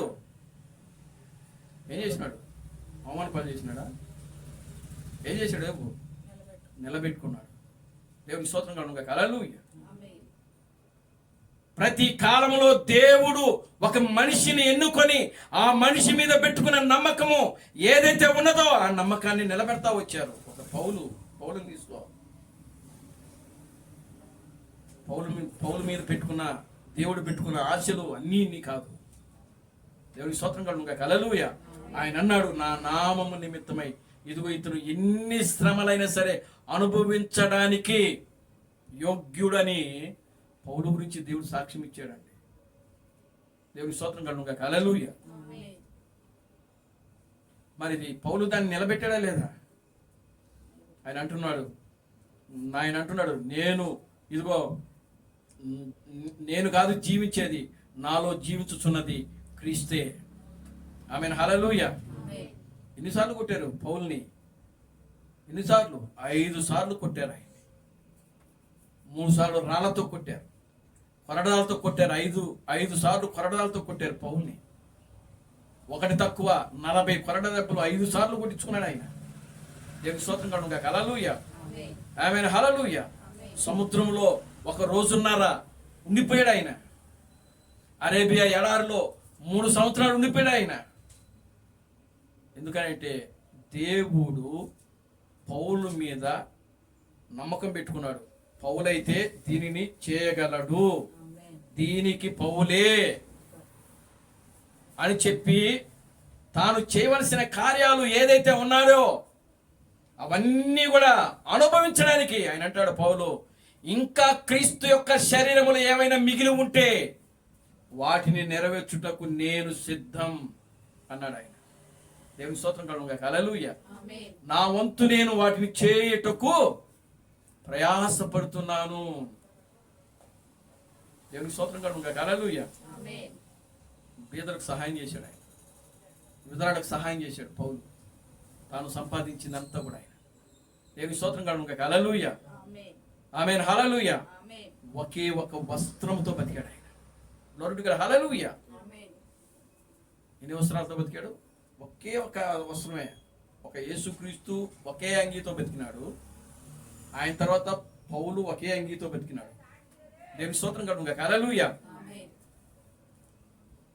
కనుక ప్రియమైన దేవుని బిడ్డలారా, క్రీస్తులుగా జీవించడం అని అంటే అది చాలా కష్టంతో కూడిన పని, కానీ జీవించాలి. ఎందుకంటే దేవుడు నీ మీద నా మీద పెట్టుకున్న నమ్మకం ఏదైతే ఉందో ఆ నమ్మకాన్ని నువ్వు ఏం చేయాలంటే నిలబెట్టాలి. నీ జీవితంలో ఎన్ని కష్టాలు వచ్చినా, ఎన్ని శోధనలు వచ్చినా, ఎన్ని ఇరుకులు ఇబ్బందులు వచ్చినా సరే దేవుడు నీ మీద పెట్టుకున్న నమ్మకాన్ని, దేవునికి మనం నమ్మక ద్రోహం చేయకూడదు. ఇసుక రైతు యూదాలాగా. దేవునికి స్తోత్రం కలుగును గాక. హల్లెలూయా. ఆమేన్. హల్లెలూయా. ఇసుక రైతు యూదా అదే చేసినాడు. ఏం చేసినాడు? నమ్మక ద్రోహం చేసినాడు. ఆమేన్. హల్లెలూయా. కనుక ప్రియమైన దేవుని బిడ్డలారా, చూడండి, ఈ రోజున మనము ఆఖరి ఘట్టములోకి వచ్చేసామండి. ఆఖరి ఘట్టం, ఆఖరి సమయం ఇది. ఆఖరి సమయంలో క్రీస్తు యొక్క గుణలక్షణాలన్నీ కూడా నీ ద్వారా, నా ద్వారా అవి ఏం చేయాలంటే ప్రతిబింబించాలి. వెలుగును ప్రతిబింబించాలి. చీకటిని పారదోలాలి. దేవుని స్తోత్రం కలుగును గాక. హల్లెలూయా. ఆమేన్. హల్లెలూయా. దేవుడు చెప్తున్నాడు, ఆయన అద్భుతములు, ఆశ్చర్యంగా కుంటోడికి కాలు ఇవ్వడం, గుడ్డోడికి చూపించడం, లేదా బీదలను పరామర్శించడం, ఇవన్నీ ఎందుకు చేసినాడంటే దేవుడు తన దగ్గరికి నడిపించుకోవడానికి ఆయన ఏం చేసినాడంట? ఆయన చేసిన కార్యాలంట అవి ఆయన దగ్గరికి రావడానికి, ఆయన దగ్గరికి ప్రజలను ఆకర్షించుకోవడానికి దేవుడు ఆ గుణలక్షణాలు చేసినాడు. దేవుడు నామమునకి మహిమ కలుగును గాక. హల్లెలూయా. కనుక ప్రియులారా, గమనించండి, దేవుడు దైవముల మధ్య ఏం చేస్తున్నాడు? నిలబడి ఆయన తీర్పు తీర్చుతున్నాడు. మీరు సర్వోన్నతిని దేవుని కుమారులై ఉన్నారు, మీరు దైవములై ఉన్నారు. ఈ మాట ఎవరు చెప్తున్నారు? దావీదు చెప్తున్నాడు. ఆమేన్. హల్లెలూయా. దావీదు కంటే ముందు ఒక ఆయన చెప్పాడు. ఎవరో తెలుసా? మోషే చెప్పాడు. దేవునికి స్తోత్రం కలుగును గాక. హల్లెలూయా. మోషే ఎక్కడికి వెళ్ళాడో తెలుసా? మనిషే దేవుడని మోషే ముందే చెప్పేశాడు. ఆమేన్. హల్లెలూయా. ఈ ప్రపంచాన్ని ఏలేది ఒక మనిషేనని మోషే ముందే చెప్పాడు. దేవునికి స్తోత్రం కలుగును గాక. హల్లెలూయా. ఎక్కడ? ఆదికాండము 1వ అధ్యాయము 26, 27 వచనాల్లో ఉన్నాయి. చూడండి. ఆదికాండము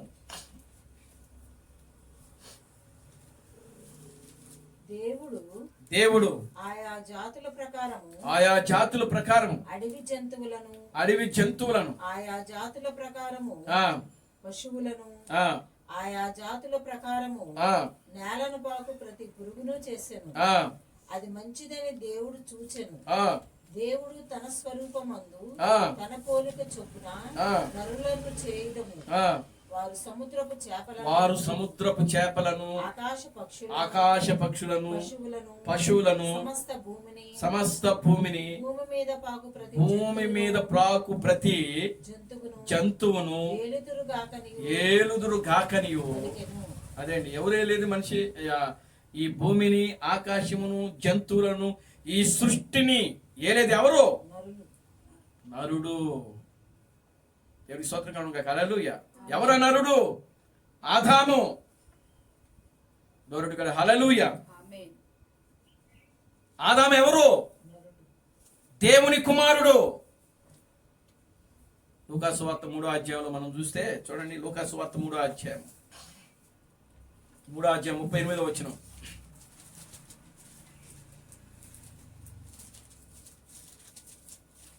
లూకాసు వార్త 3వ అధ్యాయం 38వ వచనం. కేయినాను ఎనోషుకు, షేతుకు, షేతు ఆదాముకు, ఆదాము దేవునికి కుమారుడు, ఆదాము దేవునికి. దేవునికి స్తోత్రం కలుగును గాక. హల్లెలూయా. ఈ ప్రపంచములో మొట్టమొదటి దేవుని కుమారుడు ఎవరో తెలుసా? ఆదాము.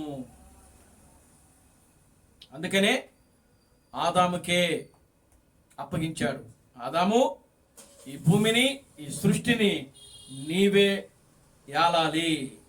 ఈ సృష్టి అంతటి మీద నీకు సంపూర్ణ అధికారం ఇచ్చుచున్నాను. దేవుని స్తోత్రం కలుగును గాక. హల్లెలూయా. ఆదామును దేవుడు ఎలా చూశాడు, ఎలా సృజించాడంట? ఎలా సృష్టించాడు ఆయన్ని? దేవుడు తన స్వరూపమందు తన పోలిక చొప్పున ఎలా సృష్టించాడని? దేవుడు తన యొక్క స్వరూపములో తన యొక్క పోలికలో ఎవరిని సృష్టించాడు? ఆదామును, నరుని సృష్టించాడు ఆయన.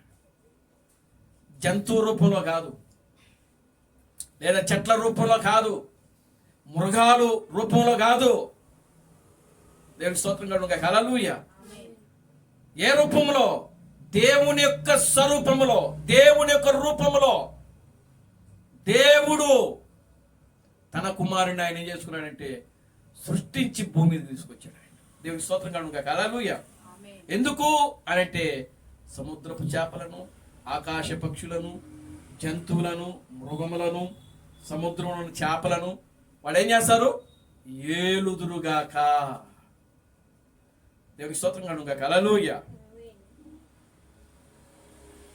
కనుక ఇప్పుడు అదే అధ్యాయంలో, ఆదికాండం 9వ అధ్యాయంలో నోవాహు కూడా చెప్తున్నాడు. చూడండి, నోవాహు కూడా చెప్తున్నాడు. 6వ వచనం, నరుని రక్తమును చిందించు వాని రక్తము నరుని వలననే చిందింపబడును. ఏలయనగా దేవుడు తన స్వరూపమందు నరుని చేసెను. ఈ మాట ఎవరు చెప్తున్నారంటే నోవాహు చెప్తున్నాడు. దేవునికి స్తోత్రం కలుగును గాక. హల్లెలూయా.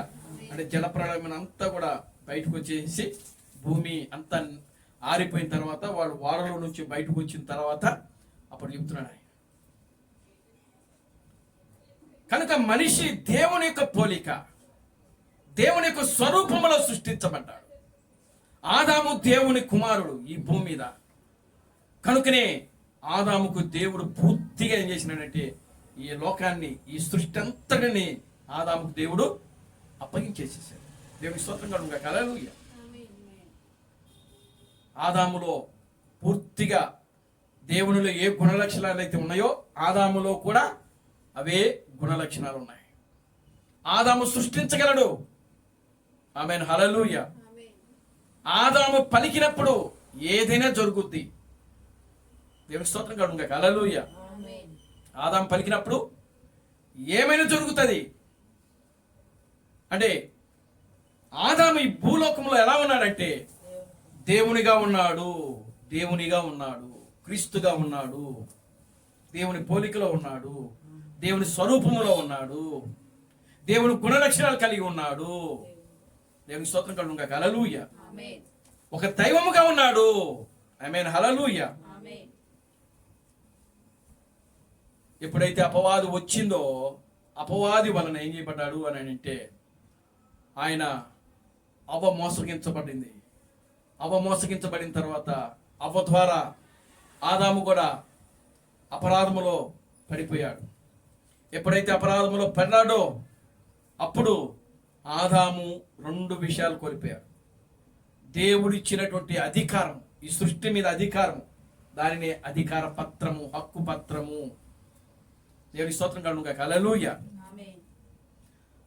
ఈ సృష్టి మీద ఉన్న అధికారము, హక్కు పత్రాన్ని ఆదాము కోల్పోయాడు. అంతేకాదు ఆయనలో ఉన్న దైవత్వానికి సంబంధించినటువంటి గుణలక్షణాలన్నీ కూడా పోయినాయి. దైవత్వాన్ని కోల్పోయాడు. మొదటిగా దైవత్వాన్ని కోల్పోయాడు. రెండవది ప్రియులారా, ఈ సృష్టి మీద అధికారమును ఆదాము కోల్పోయాడు. దేవుని స్తోత్రం కలుగును గాక. హల్లెలూయా. మానవుడు ఏదైతే కోల్పోయాడో మరలా తిరిగి అదే స్థానములోనికి తీసుకుని రావడమే దేవుడు ఈ యొక్క 6000 సంవత్సరాలుగా వేసుకున్నటువంటి ప్రణాళిక, ఒక పథకము, ఒక విమోచన పథకం ఇది. ఆమేన్. హల్లెలూయా. కనుక ఆదాము ఇప్పుడు ఆయన పూర్తిగా దైవత్వాన్ని కోల్పోయాడు.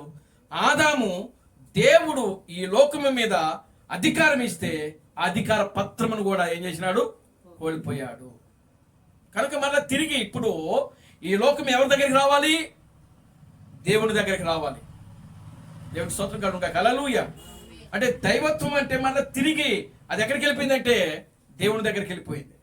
కానీ హక్కు పత్రం మాత్రం ఎవరు లాక్కున్నాడంటే అపవాది లాక్కున్నాడు. ఈ లోకం మీద ఉన్నటువంటి అధికారము, ఆదాము చేతిలో ఉన్నటువంటి అధికారము ఎవరు లాక్కున్నారు? అపవాది. అందుకే మత్తయి సువార్త 4వ అధ్యాయంలో వాడు అంటున్నాడు, ఈ లోక రాజ్యములన్నీ కూడా నా వశములో ఉన్నవి. ఎవరి వశంలో ఉన్నాయి? అపవాది యొక్క వశములో ఉన్నాయి. ఈ లోక రాజ్యములన్నీ అంట. ఈ లోకములో ఎన్ని రాజ్యాలు అయితే ఉన్నాయో, ఎన్ని రాజ్యాలు ఉన్నాయి? దేవునికి స్తోత్రం కలుగుగాక. హల్లెలూయా. ప్రపంచములో ఎన్ని దేశాలు అయితే ఉన్నాయో అన్ని రాజ్యాలు ఉన్నాయి. దేవునికి స్తోత్రం కలుగుగాక. హల్లెలూయా. ఎన్ని దేశాలు ఉన్నాయి? ఇంచుమించు ఒక 200 దేశాలు ఉన్నాయనుకోండి ప్రపంచంలో. ఒక్కొక్క దేశాన్ని ఒక్కొక్క ప్రధానమంత్రి వెళ్తున్నాడు కదా, దాన్నే రాజ్యము అని అంటారు. అధికారము. రాజ్యం అంటే అధికారము. కనుక ప్రతి దేశానికి ఒక రాజ్యాధికారం ఉంటుంది. అయితే ఇక్కడ అపవాది అంటున్నది, ఈ లోక రాజ్యములన్నీ కూడా నా వశములో ఉన్నవి. అందుకని క్రీస్తు అని చెప్తున్నాడు. ఏం చెప్పాడు? ఈ లోకములో ఉన్నటువంటి అధికారాలు ఏవైతే ఉన్నావో అవన్నీ కూడా ఎవరి ద్వారా నడిపించబడుతున్నాయని చెప్పాడు ఆయన. అపవాది చేత, సాతానుడి చేత, దుష్టుని చేత. దేవునికి స్తోత్రం కలుగునుగా. హల్లెలూయా. కనుక ఇప్పుడు చూడండి, దేవుడు ఆదాము ఏవైతే కోల్పోయాడో అవి మరల తిరిగి మానవుడి దగ్గరికి రావాలా. దైవత్వాన్ని కోల్పోయాడు. ప్రియులారా, హక్కు, ఈ లోకం మీద అధికార పత్రాన్ని కోల్పోయాడు. ఇప్పుడు ఆదాము నుంచి ప్రియులారా యేసు క్రీస్తు భూమి మీదకి వచ్చే వరకు కూడా 4000 సంవత్సరాలు జరిగింది కాలం. దేవునికి స్తోత్రం కలుగుగాక. హల్లెలూయా. కనుక ఇప్పుడు యేసు క్రీస్తు భూమి మీదకి వచ్చినప్పుడు యేసు క్రీస్తు కూడా దేవుని కుమారుడుగా పిలువబడ్డాడు ఆయన. అవునా? దేవునికి స్తోత్రం కలుగుగాక. హల్లెలూయా. చూడండి లూకాసు వార్త 1వ అధ్యాయం 32వ వచనం. త్వరగా కదా, టైం చాలా. లూకాసు వార్త 1వ అధ్యాయం 32వ వచనం. ఆయన గొప్పవాడై సర్వోన్నతుని కుమారుడు అనబడును. ప్రభు అయిన దేవుడు తన తండ్రి అయిన దావీదు సింహాసనమును ఆయనకిచ్చును. ఆయన యాకోబు వంశస్థులను యుగ యుగములు ఏలును. చాలండి. దేవునికి స్తోత్రం కలుగుగాక. హల్లెలూయా. చూడండి, ఆయన సర్వోన్నతుని దేవుని కుమారుడు అనబడను. ఎవరు కుమారుడు అనబడతాడంట? యేసుక్రీస్తు గురించి ప్రవచనం ఇది. ఇది గాబ్రియేలు ఎవరితో అంటున్న మాటలు? ఎవరితో? మరియతో. దేవునికి స్తోత్రం కలుగుగాక. హల్లెలూయా. అది కూడా చెప్పలేకపోతున్నాం. మీరు చదివితే కదా బైబిల్ చదివితే కదా ఎక్కడ ఏ సందర్భం ఉందో ఎలా ఉందో అనేది మనకు అర్థమయ్యేది. దేవునికి స్తోత్రం కలుగుగాక. హల్లెలూయా. 35వ వచనం చదవండి. దూత పరిశుద్ధాత్మ నీ మీదకి వచ్చును. సర్వోన్నతుని శక్తి నిన్ను కమ్ముకొనును. కనుక పుట్టబో శిశువు పరిశుద్ధుడై దేవుని కుమారుడు అనబడను. ఎవరు చెప్తున్న మాటలు ఇవి? గాబ్రియేలు మరియతో చెప్తున్న మాటలు. సందర్భం అది. దేవునికి స్తోత్రం కలుగుగాక. హల్లెలూయా. సర్వోన్నతుని శక్తి నిన్ను కమ్ముకొనును. పరిశుద్ధాత్మ ద్వారా నువ్వు గర్భం ధరిస్తావు. పుట్టబోయే వ్యక్తి సర్వోన్నతునికి కుమారుడు అనబడతాడు. అతను దేవుని కుమారుడు. యేసు ఎవరు?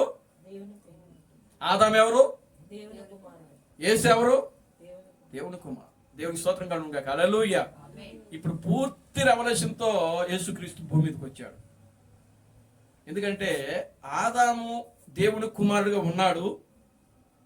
ఆదాములో దైవత్వం ఉన్నది, ఈ లోకం మీద అధికారం ఉన్నది, కానీ అవేవి కూడా అక్కడ చూపించలా.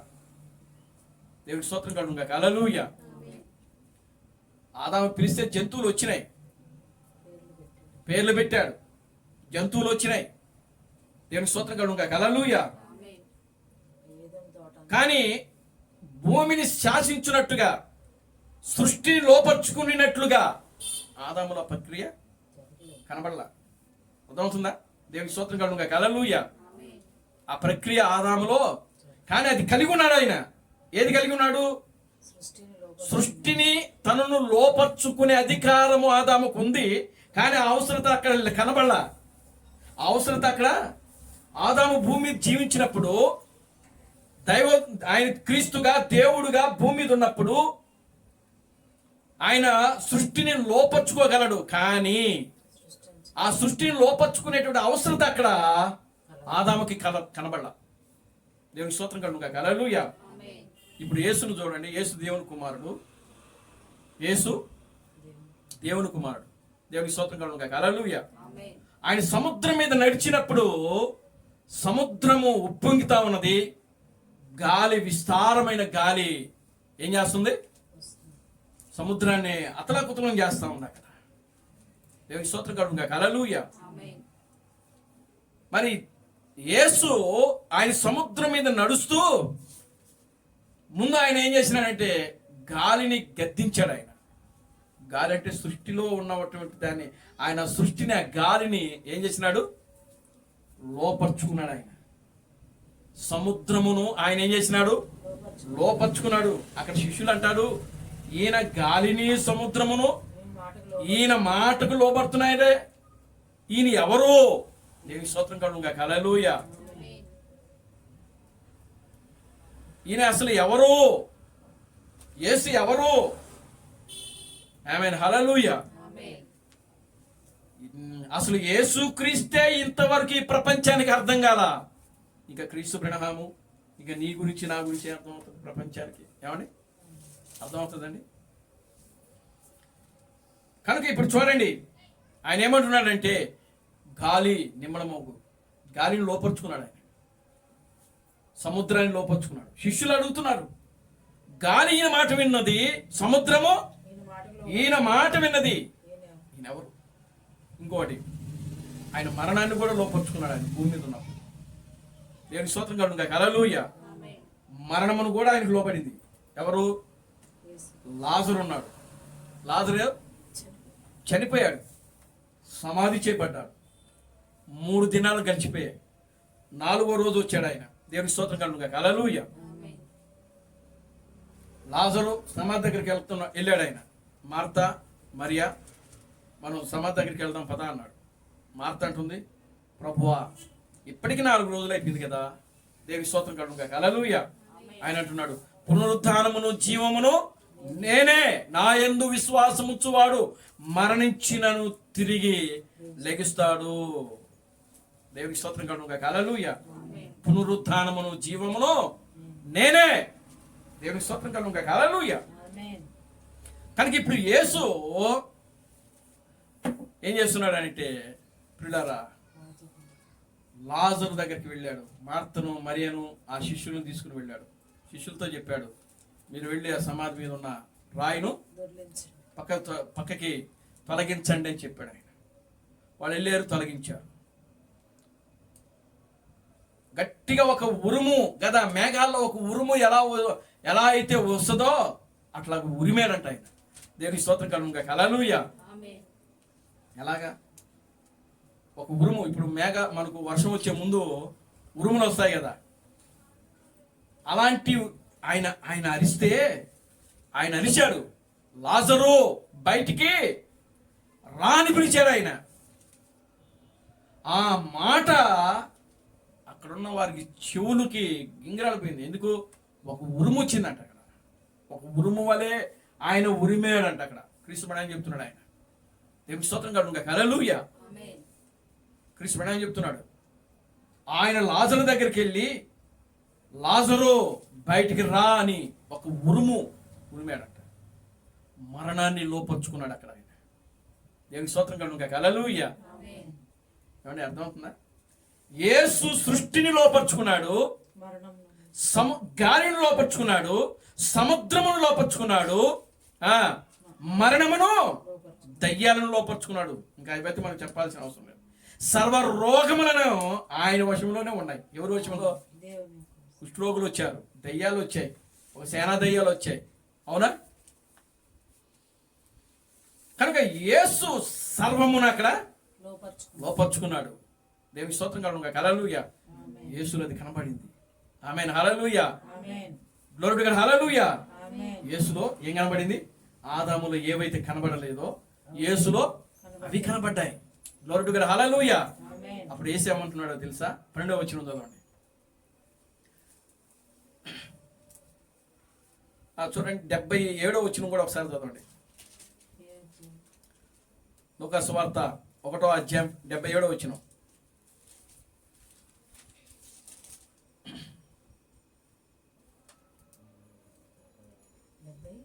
7.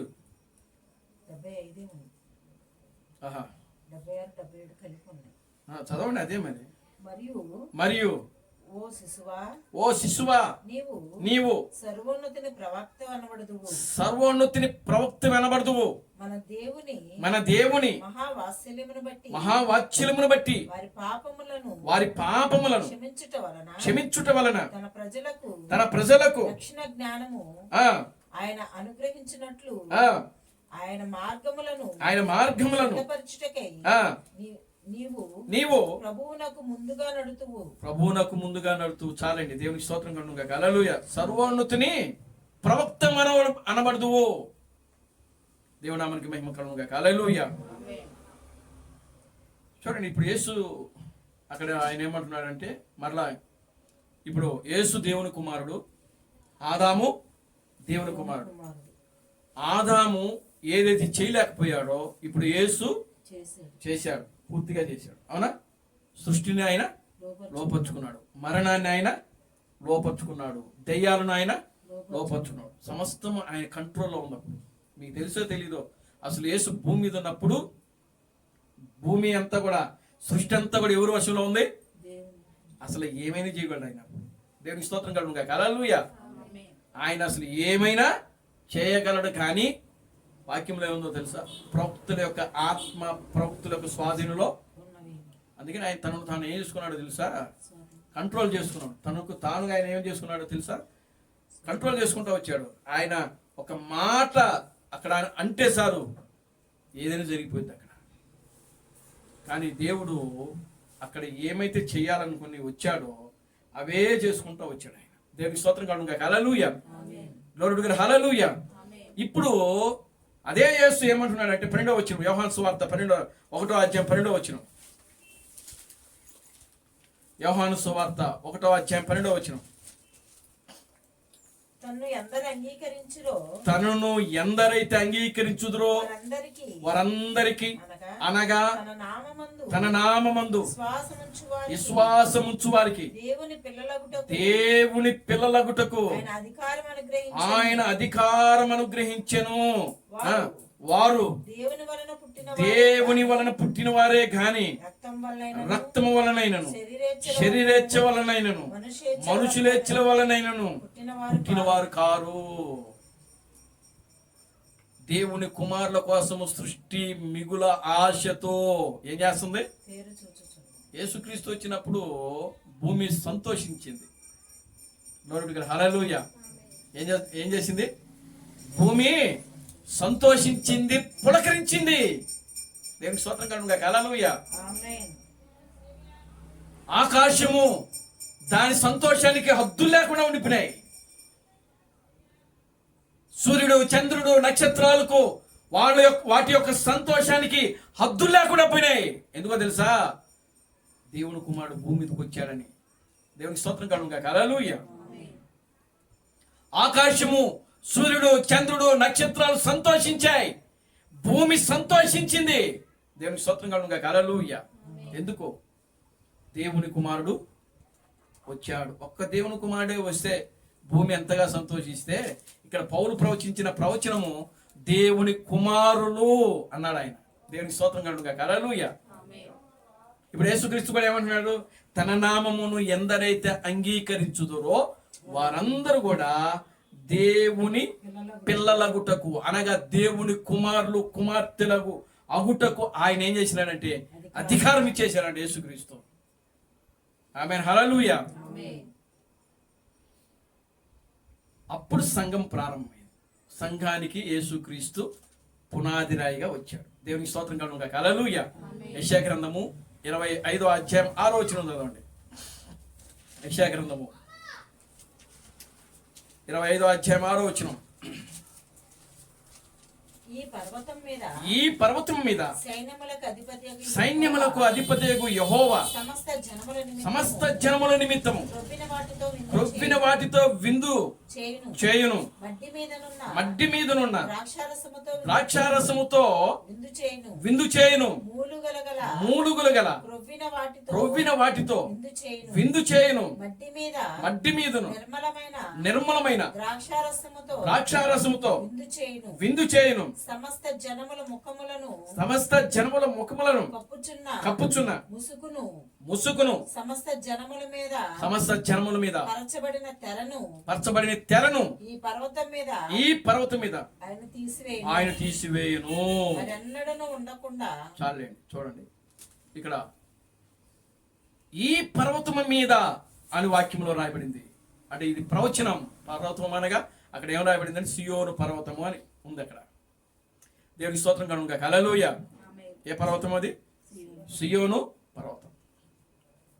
పర్వతం అంటే అది యెరూషలేములో ఒక కొండే. ఒక కొండ, సియోను కొండ ఉంది, పర్వతం ఉంది. కానీ దాని ఆత్మీయ అర్థము ఏమిటి అంటే సియోను అనగా పెండ్లి కుమార్తె, వధువు, సంఘము. ఆమేన్, హల్లెలూయా. ఏమండి? సియోను అనగా పెండ్లి కుమార్తె అయిన సంఘము. దేవుడు ఈ పర్వతం మీద, అంటే పర్వతం పైన ఏం చేస్తున్నాడు? విందు చేస్తున్నాడంట. దేవునికి స్తోత్రం కలుగును గాక. హల్లెలూయా. పర్వతం కింద కాదు, అర్థమవుతుందా? పర్వతం కింద కాదు, పర్వతం పైన. ఆ పర్వతమే 7 సంఘ కాలాల్లో వచ్చిన సంఘము. ఎఫెసు, స్మరణ, పెర్గమ, తూతైరా, సార్దీసు, ఫిలదెల్ఫియా, లవొదొకియా. ఈ లవొదొకియాకు తలరాయికి మధ్యలో గ్యాప్ ఉన్నది. ఆ గ్యాపే మరొక ఎఫెసు సంఘము. దానికి వర్తమానికుడు క్రీస్తు థామసు. దేవునికి స్తోత్రం కలుగును గాక. హల్లెలూయా. ఇది పర్వతం. 7 సంఘ కాలాల్లో ఉన్నటువంటి పరిశుద్ధులు ఎవరైతే ఉన్నారో ఆ పరిశుద్ధులను ఇక్కడ యెషయా ఏమని ప్రవచిస్తున్నాడంటే, చదవండి 6వ వచనం. ఈ పర్వతము, ఏ పర్వతం అది? పైన ఉంటుంది, సియోను పర్వతం అని ఉంటుంది. దేవునికి స్తోత్రం కలుగును గాక. హల్లెలూయా. సైన్యములకు అధిపతియగు యెహోవా సమస్త జనముల నిమిత్తము చాలండి. దేవునికి స్తోత్రం కలుగును గాక. హల్లెలూయా. సమస్త జనముల నిమిత్తము క్రొవ్విన వాటితో ఆయన, అంటే సమస్త జనముల నిమిత్తం అంటే ప్రపంచంలో ఉన్న జనమని కాదు అర్థం. దాని అర్థం అది కాదు. ఈ పర్వతం మీద ఉన్నటువంటి జనములు ఎవరైతే ఉంటున్నారో, ఈ పర్వతం దగ్గర ఎవరైతే ఉంటున్నారో ఆ పర్వతం మీద ఉన్నటువంటి జనులకు ఆయన ఏం చేస్తున్నాడంటే క్రొవ్విన వాటితో విందు చేస్తున్నాడు. పైన ఉన్న వాళ్ళకి, పర్వతం పైన ఉన్న వాళ్ళకి. పర్వతం కింద ఉన్న వాళ్ళు కాదండి. పర్వతం కింద ఎవరున్నారు? పర్వతం కింద ఎవరున్నారు? దేవునికి స్తోత్రం కలుగును గాక. హల్లెలూయా. ఏమండి? పర్వతం అంటే సంఘం అని చెప్పేసి నేను ఆల్రెడీ సంఘ కాలాలు అని చెప్పా. అంటే పర్వతము అంటే అదే ఒక పర్వతము. 7 సంఘ కాలాల్లో ఎదిగినటువంటి ఆ సంఘమే ఒక పర్వతము. అంటే ఆ పర్వతము కింద ఎవరున్నారు? అపోస్తలులు ఉన్నారు. మొదటి సంఘకాలం ఉన్నది. మొదటి సంఘకాలం అంటే ఎఫెసు లేదా స్మరణ, పెర్గమ. ఈ 3 సంఘకాలాల వరకు భూమి మీదనే ఉన్నాయి. దేవునికి స్తోత్రం కలుగును గాక. హల్లెలూయా. వీళ్ళని దేవుడు ఏమని పిలిచినాడంటే మీరు పాలు తాగవలసిన వారే కానీ బలమైన ఆహారము తినువారు. అంటే వాళ్ళు ఏం చేస్తున్నారు? అక్కడ పాలు తాగుతున్నారు. అంటే దేవుడు వాళ్ళకి ఈ సమస్త మర్మాలు అన్నీ కూడా వాళ్ళకి బయలుపరచలేదు, వాళ్ళకి అసలు తెలియదు. వాళ్ళు కూడా విశ్వాసులే, వాళ్ళు కూడా క్రీస్తులే. ఒక విధంగా చెప్పాలంటే వాళ్ళు కూడా క్రీస్తులే, కానీ వాళ్ళు పరిపూర్ణమైనటువంటి క్రీస్తులు. అందుకే పౌలు అంటాడు కదా, నేను క్రీస్తుని పోలి నడుచుకుంటున్నాను, మీరు నన్ను పోలి. అంటే అది క్రీస్తు యొక్క పరిచర్య. జీవించుతున్నది నేను కాదు, నాలో జీవించుతున్నవాడు క్రీస్తే. దేవుని స్తోత్రం కలుగును గాక. హల్లెలూయా. కనుక ఇప్పుడు ఈ పదాలన్నీ కూడా మనం గమనిస్తే మొదటి సంఘ కాలంలో ఉన్న పరిశుద్ధులు ఎవరైతే ఉన్నారో ఆ పరిశుద్ధుల్ని క్రీస్తు థామస్ ఏమంటున్నాడు, వాళ్ళు కూడా క్రీస్తులే, వాళ్ళు కూడా నిజమైన విశ్వాసులే అని చెప్తున్నాడు ఆయన. మీరు బుక్ చదవండి. దేవుని స్తోత్రం కలుగును గాక. హల్లెలూయా. కానీ వాళ్ళకి ఆ సమయంలో ఈ సమస్త మర్మములు బయలుపరచబడలేదు.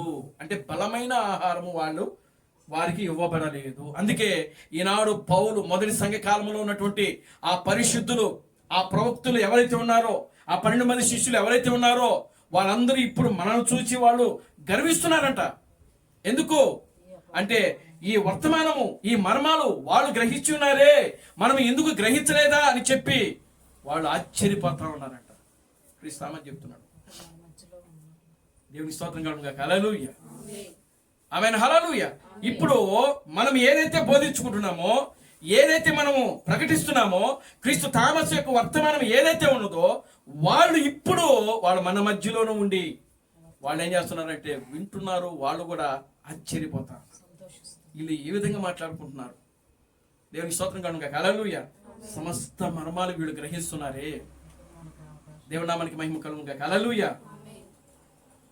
కనుక ఇప్పుడు ఆ సమయంలో వాళ్ళకి ఆ మర్మాలు అనేవి బయలుపరచబడలేదు. అది ఆ సమయము కాదు, అది పసిపిల్లల యొక్క సమయము. పసిపిల్లలు అంటే పాలు తాగవలసిన వారే గాని బలమైన ఆహారము తినువారు కారు. కనుక పర్వతం ఎదిగింది. ప్రతి సంఘ కాలములో ఆ పరిశుద్ధులు వచ్చారు, ప్రవక్తులు వచ్చారు. కానీ పిల్లరా 7వ సంఘ కాలము వచ్చింది, లవోదోకియా. దేవునామానికి మహిమ కలుగును గాక. హల్లెలూయా. ఈ లవోదోకియ సంఘ కాలంలో కూడా పరిపూర్ణమైనటువంటి సమస్త మర్మాలు బయటికి రాలేదు. కానీ ప్రకటన గ్రంథము 10వ అధ్యాయము 7వ వచనం ప్రకారము చూడండి. ప్రకటన గ్రంథము 10వ అధ్యాయము 7వ వచనము.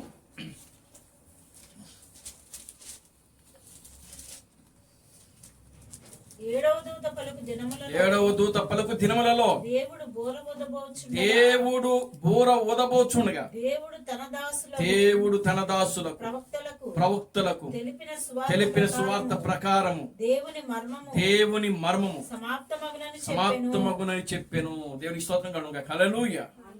చూసారా? అంటే ఇప్పుడు 7వ దూత ఎక్కడ వస్తున్నాడు అని అంటే చూడండి, ఇలా చూడండి. 7వ దూత ఇప్పుడు ఎక్కడ వస్తున్నాడు? 7 సంఘకాల పైన, పర్వతం పైన వచ్చాడు ఈయన. దేవుని స్తోత్రం కలుగును గాక. హల్లెలూయా. ఎక్కడ వచ్చాడు 7వ దూత? పర్వతము పైన. ఆదిమ అపోస్తలులు పౌలు వాళ్ళు పర్వతం కింద ఉన్నారు, వాళ్ళు ప్రారంభంలో ఉన్నారు. కానీ ఈ 7వ దూత ఎక్కడున్నాడంటే సంగమునకు పైన ఉన్నాడు, ముగింపులో వచ్చాడు ఈయన. ముగింపులో వచ్చి ఏం చేస్తున్నాడంటే ఆ పర్వతం మీద ఏం చేస్తున్నాడంటే సమస్త మర్మాలు, బలమైన ఆహారము, క్రొవ్విన వాటితో ఏం చేస్తున్నాడంటే విందు చేస్తున్నాడు.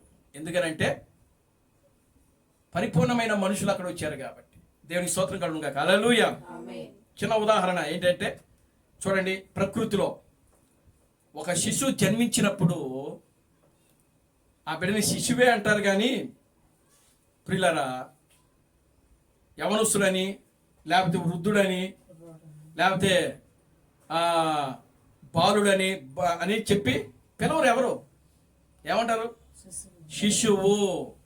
శిశువు అని అంటే పిల్లరా పాలు తాగేవాడు అని అర్థం. దేవునికి స్తోత్రం కలుగును గాక. హల్లెలూయా. అందుకే మీరు పాలు తాగే శిశువులను పోలి ఉన్నారని పౌలు అంటాడు. దేవునికి స్తోత్రం కలుగును గాక. హల్లెలూయా.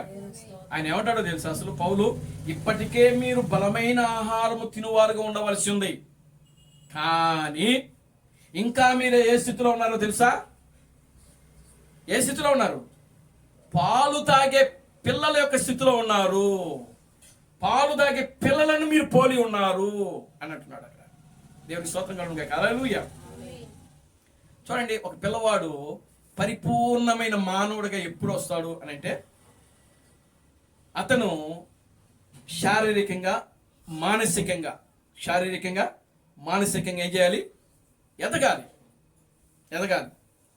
చూడండి, 5-6 నెలలాగానే ఆ పిల్లవాడు బందాడటం, 9-10 నెలలు రాగానే ఆ పిల్లవాడు లేచి నిలబడటం, ఏమండి, సంవత్సరం లోపు నడవటము. దేనికి స్తోత్రం కలుగును గాక. హల్లెలూయా. ఇవన్నీ కూడా మానసికంగా శారీరకంగా ఆరోగ్యం ఉన్న పిల్లలు ఖచ్చితంగా వాళ్ళు ఏం చేస్తారు? ఆ విధంగా ఎదుగుతారు. దేవునికి స్తోత్రం కలుగును గాక. హల్లెలూయా. నడిచినప్పుడు, 1 సంవత్సరం లోపల నడిచినప్పుడు ఆ పిల్లవాడు ఇంకేం చేస్తాడంటే ఎదుగుతూ ఉంటాడు, శారీరకంగా మానసికంగా. దేవునికి స్తోత్రం కలుగును గాక. హల్లెలూయా. ఎదిగి ప్రియులారా చూడండి,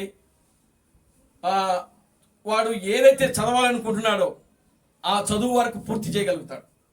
ఆమేన్. హల్లెలూయా. దానిని శారీరకంగా మానసికంగా ఎదగటము అని అంటారు. దేవునికి స్తోత్రం కలుగును గాక. హల్లెలూయా. ఇప్పుడు శారీరకంగా మానసికంగా ఎదగనటువంటి పిల్లలు ఎలా ఉంటారు? కొంతమంది ఈ సంవత్సరం లోపే వాళ్ళే ఎట్లా ఉంటారంటే, ఇక వాళ్ళు నడవరు, లెగలేరు. అసలు వాళ్ళు లెగలేరు, ఇక నడవరు. దేవునికి స్తోత్రం కలుగును గాక. హల్లెలూయా. అంటే అతను, ఆ పిల్లవాడు, ఆ శిశువు శారీరకంగా మానసికంగా ఏదో అతనికి లోపం ఉన్నది అని దాన్ని మనకు అర్థమవుతా ఉంటుంది. అతను మానసికంగా శారీరకంగా బాగున్నాడు అని అంటే అతను ఏం చేస్తాడు? ఎదుగుతాడు అన్ని విషయాల్లో. దేవునికి స్తోత్రం కలుగును గాక. హల్లెలూయా. మానసికంగా శారీరకంగా ఆరోగ్యంగా మనిషిగాని లేకపోతే అతను ఇంకా ఆ స్థితిలోనే ఉంటాడు. కొంతమంది ఎదుగుతారు, శారీరకంగా ఎదుగుతారు, కానీ మానసికంగా వాళ్ళు ఆరోగ్య పరిస్థితి సరిగ్గా ఉండదు. దేవునికి స్తోత్రం కలుగును గాక. హల్లెలూయా. ఎదుగుతారు, వాళ్ళు ఎదగడానికి మాత్రం బాగానే ఎదుగుతారు, కానీ మానసికంగా వాళ్ళు ఎదగలేరు. అంటే మైండ్ మెచ్యూరిటీ అవ్వదు వాళ్ళకి. దేవునికి స్తోత్రం కలుగును గాక. హల్లెలూయా. ప్రియులారా, ఇక్కడ సంఘము కూడా ఆ స్థితిలోనే ఉంటుంది. దేవునికి స్తోత్రం కలుగును గాక. హల్లెలూయా. సంఘము ఎదిగింది. అదే సంఘములో మానసికంగాను శారీరకంగాను ప్రియులారా ఎదక్కుండగా, ఆధ్యాత్మికంగా ఎదక్కుండగా వాళ్ళు ఎక్కడ వేసిన గొంగళి అక్కడే అన్నట్టుగా వాళ్ళ స్థితిగతులు అక్కడే ఉంటుంది. దేవునికి స్తోత్రం కలుగును గాక. హల్లెలూయా. వాళ్ళు ఆధ్యాత్మికంగా ఎదగలేనిటువంటి స్థితి. ఇప్పుడు చూడండి, శారీరకంగా కానీ మానసికంగా కానీ ఒక వ్యక్తి ఎదగినప్పుడు ఆ వ్యక్తిని ఏమంటారో తెలుసా? ఏమంటారు? అంగవైకల్యము అని అంటారు. ఏదో లోపం ఉంది. అవునా? దేవునికి స్తోత్రం కలుగును గాక. హల్లెలూయా. మరి ఆధ్యాత్మికంగా నేడు క్రైస్తవ సంఘము ఎదగకుండగా, బలమైన ఆహార స్థితిలోకి రాకుండా ఉంది అని అంటే దాని అర్థం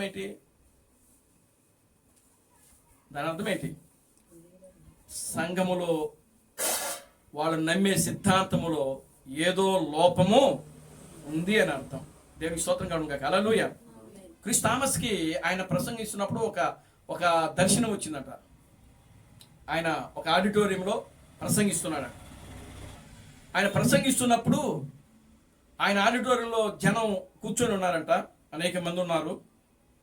కూర్చొని ఉన్నప్పుడు ఆయన చూస్తూ ఉండగానే ఆయన కళ్ళ ముందు మధ్యలో, ఆడిటోరియానికి మధ్యలో సగంలో ఒక తెర వచ్చింది. ఒక తెరలాగా అడ్డు వచ్చిందంట. అంటే ఒక తెరలాగా అడ్డు వస్తే కొంతమంది జనం ఆ తెరకి ఆవుల వైపు, కొంతమంది జనం తెరకు క్రిస్ థామస్ ఏ వైపు అయితే ఉన్నాడో ఆ వైపు ఉన్నారంట. అప్పుడు అది ఆయన చూసి ఆశ్చర్యపోయారంట. ఇదేంటి, ఈ ఆడిటోరియంలోనే 2 రకాల మనుషులు అని చెప్పేసి అనుకుంటున్నాడు. అప్పుడు ఆయనే మనసులో అనుకున్నాడు, ప్రభువా ఏది నిజమైన సంఘము అని చెప్పి ఆయన ప్రార్థించాడు. ప్రార్థించినప్పుడు అప్పుడు ఆయనతో దేవుడు మాట్లాడి స్వరం మాట్లాడింది. ఏమని మాట్లాడిందంటే, ఒక సింహము ఎక్కడైతే తిరిగి తిరిగి మరలా నీ దగ్గరకు వస్తుందో అదే నిజమైన సంఘం అని చెప్పాడు ఆయన. దేవుని స్తోత్రం కలుగును గాక. హల్లెలూయా. అప్పుడు క్రీస్తు థామస్సు ఉన్నటువంటి ఆయన దగ్గర ఉన్నటువంటి ప్రజల మధ్యలో నుండి ఒక సింహము లేచి ఆ ప్రజల చుట్టూ తిరిగి మళ్ళా తిన్నగా వెళ్ళి థామస్ పక్కనే అది కూర్చుందంట. దేవుని స్తోత్రం కలుగును గాక. హల్లెలూయా. కనుక ఆ సింహం ఎవరో కదా, ఆయనే క్రీస్తు బ్రహ్మ అని క్రీస్తు థామస్ చెప్తున్నాడు. దేవుని స్తోత్రం కలుగును గాక. హల్లెలూయా. అంటే ఇక్కడ ఉన్న వారందరూ కూడా అందరూ వధువు కాదు. ఆయన వర్తమానం ఇస్తున్నప్పుడే ఆయనకి ఆ దర్శనం వచ్చింది. చూశారు? దేవుని స్తోత్రం కలుగును గాక. హల్లెలూయా. ఈ రోజు కూడా అంతే. ఈ రోజు కూడా అంతే. 100 మంది ఉండని, కానీ 100 మంది ఎత్తబడతారనే నమ్మకం లేదు. దేవుని స్తోత్రం కలుగును గాక. హల్లెలూయా. లేకపోతే ఒక 50 మంది ఉన్నాయి, లేదా ఒక 30 మంది ఉన్నాయి, లేకపోతే ఒక 5 ఉండని. దేవుని స్తోత్రం కలుగును గాక. హల్లెలూయా. అయితే ప్రతి ఒక్కరు కూడా ప్రియులారా, ఆయన చెప్తున్నది ఏంటంటే, ప్రపంచంలో మీరు దేనినైనా కోల్పోండి, కానీ ఎత్తబడుట్లో మాత్రం మీరు కోల్పోవద్దు అని చెప్తున్నాడు ఆయన. దేవుని స్తోత్రం కలుగును గాక. హల్లెలూయా. కనుక మీరు ఏం చేయాలి? క్రీస్తులు, మీరు క్రీస్తులు, మీరు ఈ లోకమునకు దేవుళ్ళు. కనుక క్రీస్తు ఎలా ఉంటాడు, ఆయన స్వభావం ఎలా ఉంటుంది, ఆయన దేవుడుగా ఉన్నప్పుడు ఎలా ఉంటుంది? దేవునికి స్తోత్రం కలుగును గాక. హల్లెలూయా. ఆయన గుణలక్షణములను మీరు చేయాలి. కనుక యేసు ఆయన ఏమంటున్నాడంటే, తన నామమును ఎందరైతే అంగీకరించుదురో వాళ్ళందరూ కూడా దేవుని కుమారులగుటకు ఆయన అధికారము. గలతీయులకు రాసిన పత్రిక పౌలు చెప్తున్నాడు, చూడండి. గలతీయులకు రాసిన పత్రిక 3వ అధ్యాయము 26వ వచనము.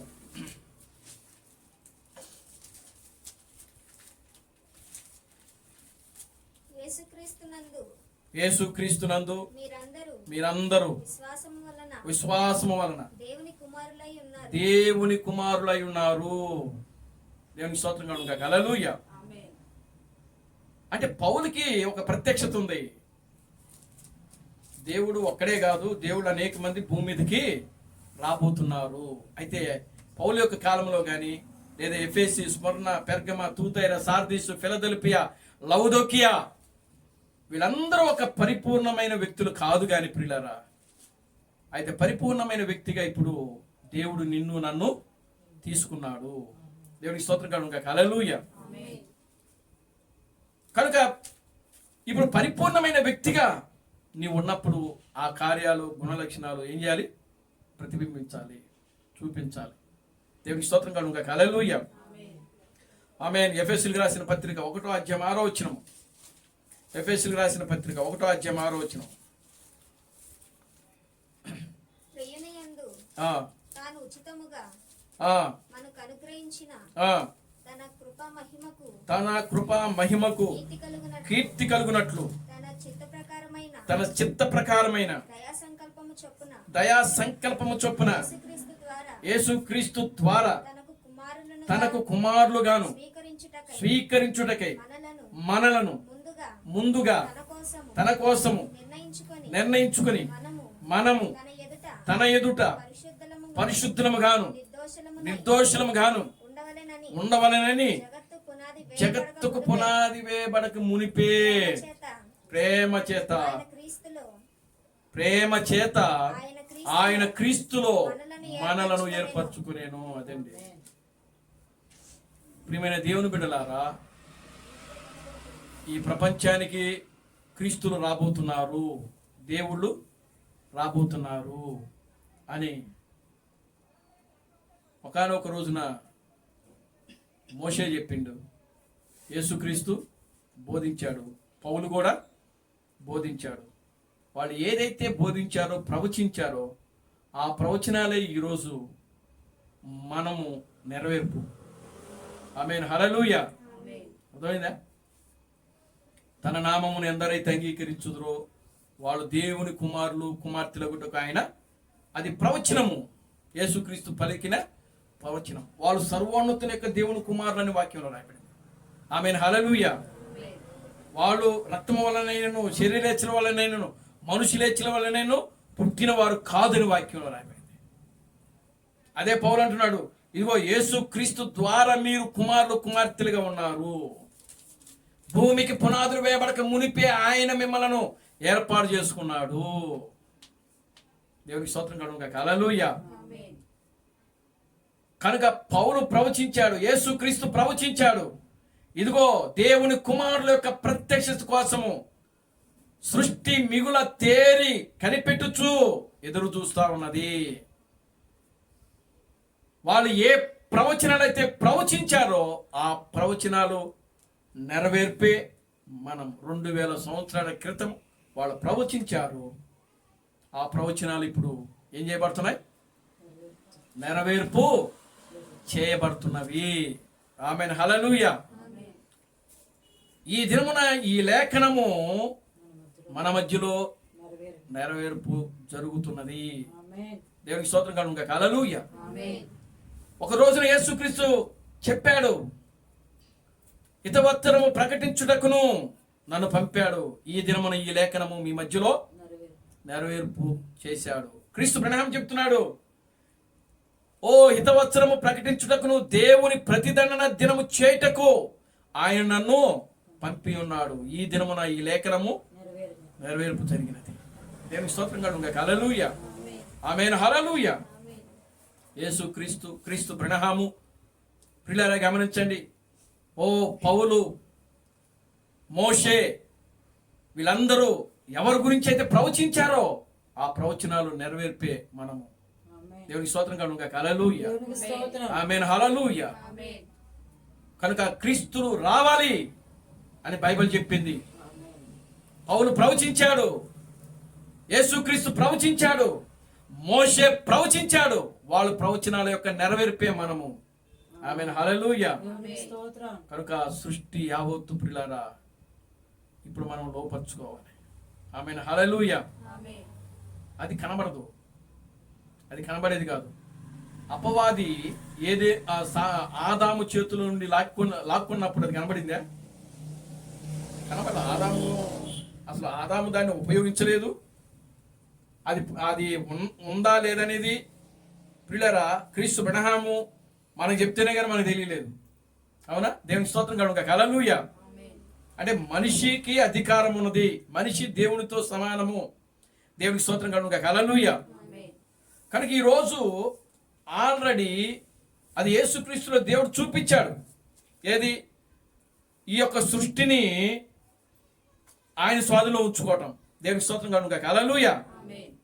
అయితే అది ఆయన ద్వారా కాదు, కానీ ఈ చివరి దినాల్లో దేవుడు ఎవరినైతే ఎన్నుకున్నాడో వారు లోపరుచుకోవాలని దేవుని యొక్క ఉద్దేశము, దేవుని యొక్క ప్రణాళిక. దేవునికి స్తోత్రం కలుగును గాక. హల్లెలూయా. కనుక దెయ్యాలు మీ మాటలు వినాలి. దేవునికి స్తోత్రం కలుగును గాక. హల్లెలూయా. అలా జరగాలంటే ఒకటే, ముందు నిన్ను నీవు ఏం చేసుకోవాలో తెలుసా? నిన్ను నీవు ఏం చేసుకోవాలి? జయించుకోవాలి. నిన్ను నువ్వు జయించుకోవటం ఏంటండి? అంటే నిన్ను నీవు జయించుకోవటం అని అంటే నీ శరీర సంబంధమైన రోగాలను నువ్వు జయించాలి ముందు. అవునా? దేవుని స్తోత్రం కలుగును గాక. హల్లెలూయా. నీ రోగం నువ్వు జయించుకుండగా మరి ఇతర రోగాలు మనం జయించగలమా? ఇతర రోగాలు మనం వెళ్ళగొట్టగలమా? దేవుని స్తోత్రం కలుగును గాక. హల్లెలూయా. కనుక నీలో ఉన్నటువంటి రోగాలు, బలహీనతలు, శరీరాశులు, నేత్రాశులు, జీవపడములు, ఆ దెయ్యపు కార్యాలు ఏవైతే ఉన్నావో అవన్నీ కూడా ముందు మనము జయించాలి. ఎప్పుడైతే మనం జయించుకుంటామో, ఎప్పుడైతే మన శరీరం మన మాట ఉంటుందో, దేవునికి స్తోత్రం కలుగును గాక. హల్లెలూయా. శరీరం ఇప్పుడు అత్యున్నతమైన రోగం ఏంటి? మనిషిని బాగా ఇబ్బంది పరిచేది ఏంటి? షుగరు. ఇప్పుడు ప్రపంచంలో ప్రతి ఇంటికి ఒకరు షుగర్ వేస్తూ ఉన్నారు. అవునా? దేవునికి స్తోత్రం కలుగును గాక. హల్లెలూయా. అంటే ప్రతి ఇంటికన్నా మన కుటుంబాల్లో లేదులేండి. దేవునికి స్తోత్రం కలుగును గాక. హల్లెలూయా. చూడండి, అదే బయట ప్రపంచం గురించి మాట్లాడుతున్నాను. ప్రతి ఇంటికి ఒక షుగర్ పేషెంట్ ఉన్నారు. మరి ముందు ఆ షుగర్ని వాళ్ళు ఏం చేయాలి తెలుసా? కంట్రోల్ చేయాలి. షుగర్ రమ్మన్నప్పుడు రావాలి, అది పొమ్మన్నప్పుడు పోవాలా. అది కంట్రోల్ అవటం అంటే. దేవునికి స్తోత్రం కలుగును గాక. హల్లెలూయా. అర్థమవుతుందా? ఇప్పుడు డాక్టర్లే చేతులు ఎత్తేస్తున్నారు. మన ఒక డాక్టర్ చెప్తున్నాడు. ఆయన ఏం చెప్తున్నాడంటే, తెల్ల వాటిని అసలు వాడకూడదు. అంటే రైస్ తినకూడదు, ఉప్పు తినకూడదు, ఇడ్లీ తినకూడదు, పెరుగు తినకూడదు, మైదా తినకూడదు. ఏమండి, ఇవన్నీ తినడం మానేసేస్తే అప్పుడు షుగర్ రాదట.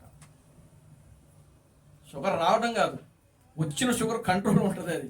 అది బాదు. ఒకవేళ అది పోవాలి అని అంటే ఎవరి అధికారం ఉండాలి? దేవుని అధికారమే దాన్ని జయించగలుగుతాయి. దేవునికి స్తోత్రం కలుగును గాక. హల్లెలూయా. ఏ డాక్టర్ వల్ల షుగర్ వ్యాధి తగ్గదో, నీలో షుగర్ వ్యాధి పూర్తిగా పోవాలని అంటే ప్రియులారా, అది దేవుని యొక్క హద్దుల్లో మాత్రమే, మాటలో మాత్రమే ఉంటుంది. దేవునికి స్తోత్రం కలుగును గాక. హల్లెలూయా. ఆమేన్. హల్లెలూయా. చూసారా? కనుక ఈ రోజున ప్రియులారా, అవి జయించాలి. మనం అవి జయించాలి. ఒక షుగరే కాదు, ఏమండి, థైరాయిడ్, క్యాన్సర్, ఇంకా లేకపోతే ఇంకా ఏదేదో ఉన్నాయి, రకరకాలైనవి. చూడండి ప్రియులారా, అంటే మనలో ఉన్నటువంటి బలహీనతలు మనం జయించలేకపోతున్నాము. అంటే ఆ బలహీనతలను జయించగలిగే శక్తి, సామర్థ్యము మనలో లేదు. దేవునికి స్తోత్రం కలుగును గాక. హల్లెలూయా. కనుక దానిని ముందు మీరు సంపాదించాలి. దేని సంపాదించుకోవాలి? శక్తిని, సామర్థ్యము. శక్తి, సామర్థ్యము మనం సంపాదించుకోవాలి. ఆ శక్తి, సామర్థ్యం ఎక్కడ దొరుకుతుందంటే వాక్యములోనే. దేవునికి స్తోత్రం కలుగును గాక. హల్లెలూయా. ఉప్పు సారవంతమైందే కానీ అది ఒకసారి నిస్సారమైంది అనుకోండి, మళ్ళీ దాన్ని ఏం చేయాలంటే, ఉప్పు సారవంతంగా మారాలంటే ఏం చేయాలి తెలియదు మనకు. దేవునికి స్తోత్రం కలుగును గాక. హల్లెలూయా. ఉప్పు మంచిదే, ఉప్పు మంచిదే అంటే సారం కలిగింది. అదేం చేయబడుతుంది అని అంటే, అందులో అది నిస్సారం అయిపోయింది. ఉప్పు మంచిదే కానీ చూడటానికి చాలా తెల్లగా నిగనిగలాడుతూ ఉంది, మంచిదే. కానీ ఆ ఉప్పులో ఏమి లేదు, రుచి లేదు, సారం లేదు, బలం లేదు. మరలా ఆ స్థితికి రావాలని అంటే ఆ ఉప్పు ఏం చేయబడాలో తెలుసా? అగ్ని చేత కాల్చబడాలి. దేవునికి స్తోత్రం కలుగును గాక. హల్లెలూయా. దేంతో కాల్చబడాలి? అగ్ని చేత.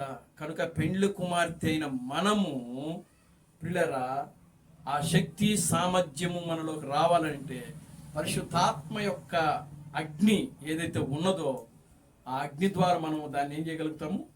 పొందుకోగలుగుతాము. ఆదిమ అపోస్తలులు వాళ్ళు నిజంగా పసిపిల్లల స్థితిలో ఉన్నా వాళ్ళు కార్యాలు కనపడ్డాయి వాళ్ళ దగ్గర. చూడండి, గుడ్డోడికి కాళ్ళు ఇవ్వడం, గుడ్డోడికి చూపించడం, ఏమండి, చచ్చిపోయిన వాళ్ళు లేపడం జరిగినాయి లేవా? దేవునికి స్తోత్రం కలుగును గాక. హల్లెలూయా. పేతురు అన్నాడు, ఏమన్నాడు తెలుసా? అతను ఒక పసిపిల్ల స్థానంలో ఉన్నప్పటికీ ఆయన ఏమన్నాడు తెలుసా?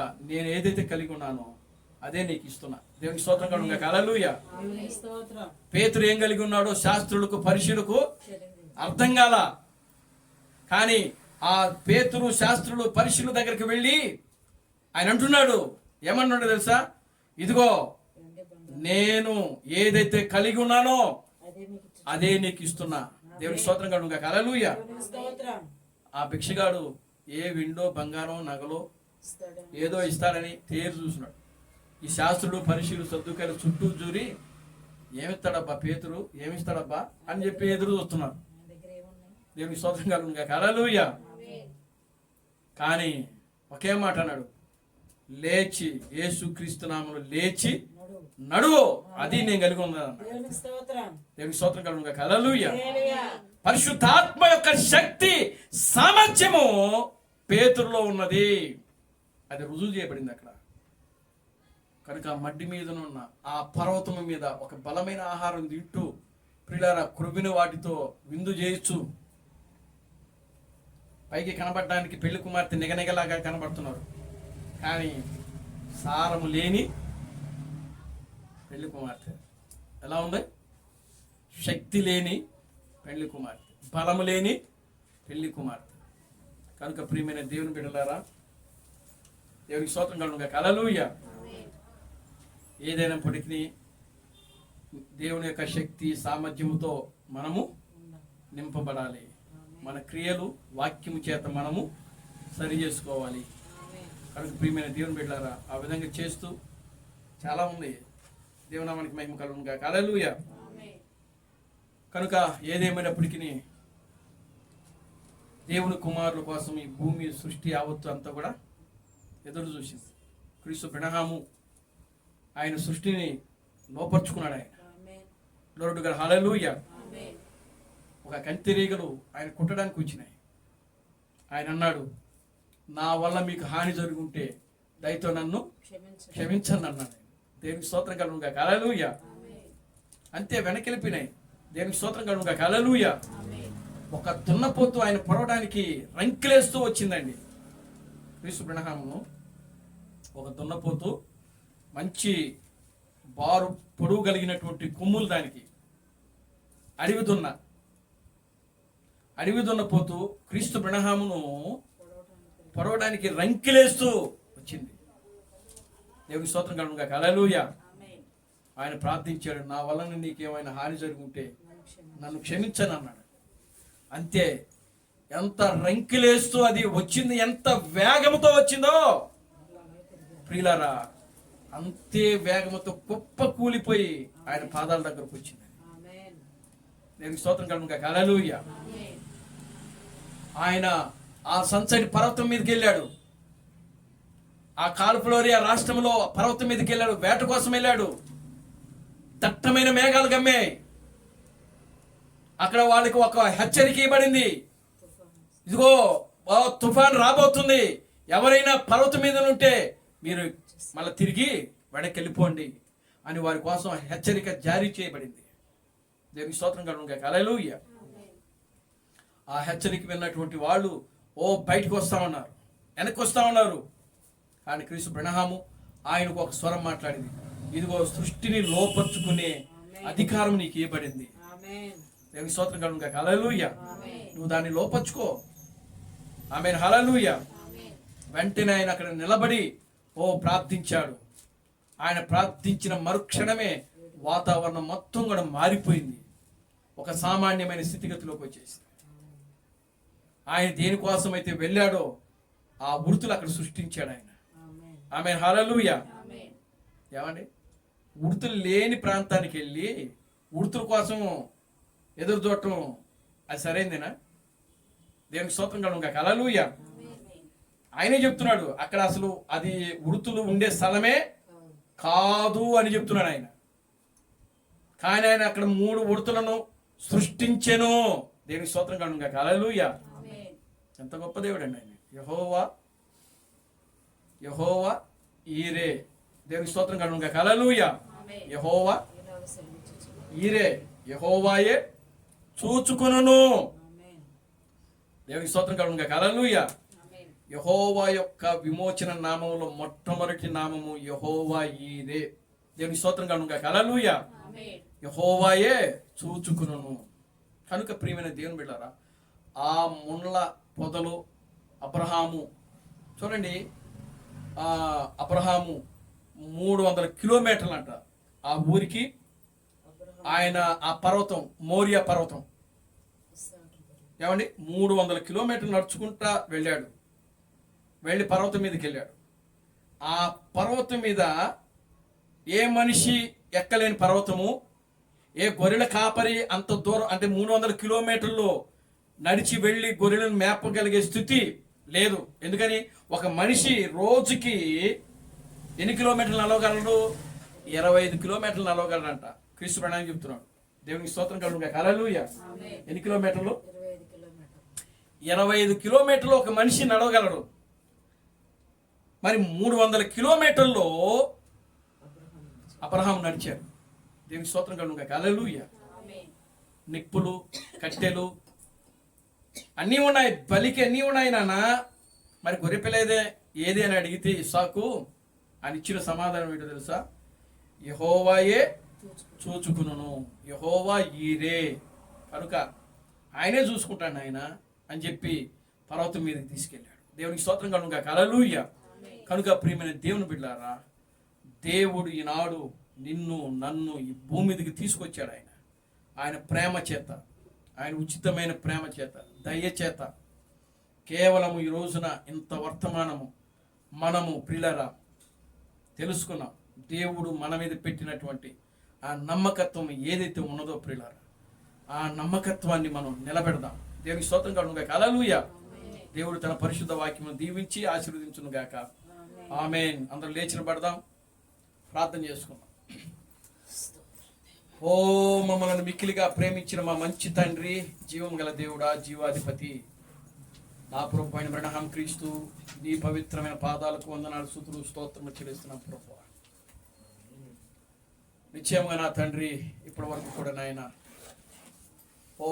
ఈ యొక్క ఆరాధన కార్యక్రమం అంతా కూడా ప్రభు ఆది నుంచి అంతవరకు క్రమంగాను మర్యాదగాను నీ నామమునకు మహిమకరంగా మీరు జరిగించారు ప్రభువా. ఆనాడు ప్రభువా ఇదిగో నాయన మోషే ఏ ప్రవచనం అయితే పలికాడు, యేసుక్రీస్తు ఏ ప్రవచనం అయితే పలికారో, పౌలు ఏ ప్రవచనములు అయితే పలికాడో ప్రభు తండ్రి, ఆ ప్రవచనాలన్నీ కూడా ఈ చివరి దినాల్లో నాయన క్రీస్తు బ్రహ్మములోను క్రీస్తు తామస్సులోను నాయన మా యొక్క దినాల్లో మాలోనైనా మీరు నెరవేరుస్తున్నందుకే మీకు వందనాలు, స్తుతులు, స్తోత్రం. నిశ్చయంగా నాయన నాయన ఆ లేఖనానుసారంగా మేము జీవిస్తూ నాయన మేము నాయన నీ వాక్యమునకు యథార్థముగా భయముతో భక్తితో జీవించున్నట్లు నీ కృపను దాయించండి.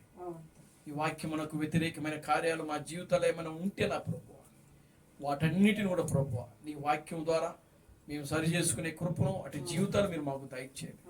ఇక్కడ కూడిన ప్రతి బిడ్డను దీవించి ఆశీర్వదించండి. ఈ మధ్యాహ్నపు దీవులతో నింపండి. సమస్త ఘనత మహిమను మీరు తెచ్చుకోండి. జీవం కలిగిన నా ప్రభు అయిన క్రీస్తు బ్రహ్మనుడి సర్వశక్తి కలిగిన నామములో ప్రార్థించి స్తుతించి వేడుకొనుచున్నాము. ఆమేన్. అందరూ కూడా రెండు చేతులు పైకెత్తి కోరస్ పడుకున్నాం. Christ Branham never fails. Christ Branham never fails. Christ Branham never fails in me. Hallelujah. Hallelujah. Christ Branham never fails in me. Is coming very soon. Is coming very soon. Is coming very soon in thee. Hallelujah. Hallelujah. Is coming very soon in thee. నా ప్రాణమా ప్రభును స్తుతించు, నా అంతరము సమస్తమైన పరిశుద్ధనామమును స్తుతించు. నా ప్రాణమా ప్రభును స్తుతించు. ప్రభు అయిన క్రీస్తు బ్రహ్మం చేసిన ఉపకారములలో దేనిని మరొకము. ఆమేన్. రాజులకు రాజుగా ప్రభువులకు ప్రభుగా పెండ్లి కుమారుడుగా తెర మీద ప్రత్యక్షము కానున్న ప్రభు అయిన క్రీస్తు బ్రహ్మ యొక్క కృపా సమాధానము ఇక్కడ కూడిన ప్రతి బిడ్డకును ఈ ప్రపంచంలో 7వ దూత థామస్ గారిని క్రీస్తుగా అంగీకరించి క్రీస్తు బ్రహ్మే దేవుడు, క్రీస్తు బ్రహ్మే రాజులకు రాజు, క్రీస్తు బ్రహ్మే ప్రభువులకు ప్రభు అని నమ్మి విశ్వసించి ఆరాధిస్తున్న ప్రతి బిడ్డకును ఇప్పుడును సదాకాలము తోడైన నడిపించును గాక. ఆమేన్. ఆమేన్. ఆమేన్. అందరికీ వందనాలు. ప్రభు మిమ్మల్ని దీవించి ఆశీర్వదించును గాక. ఆమేన్.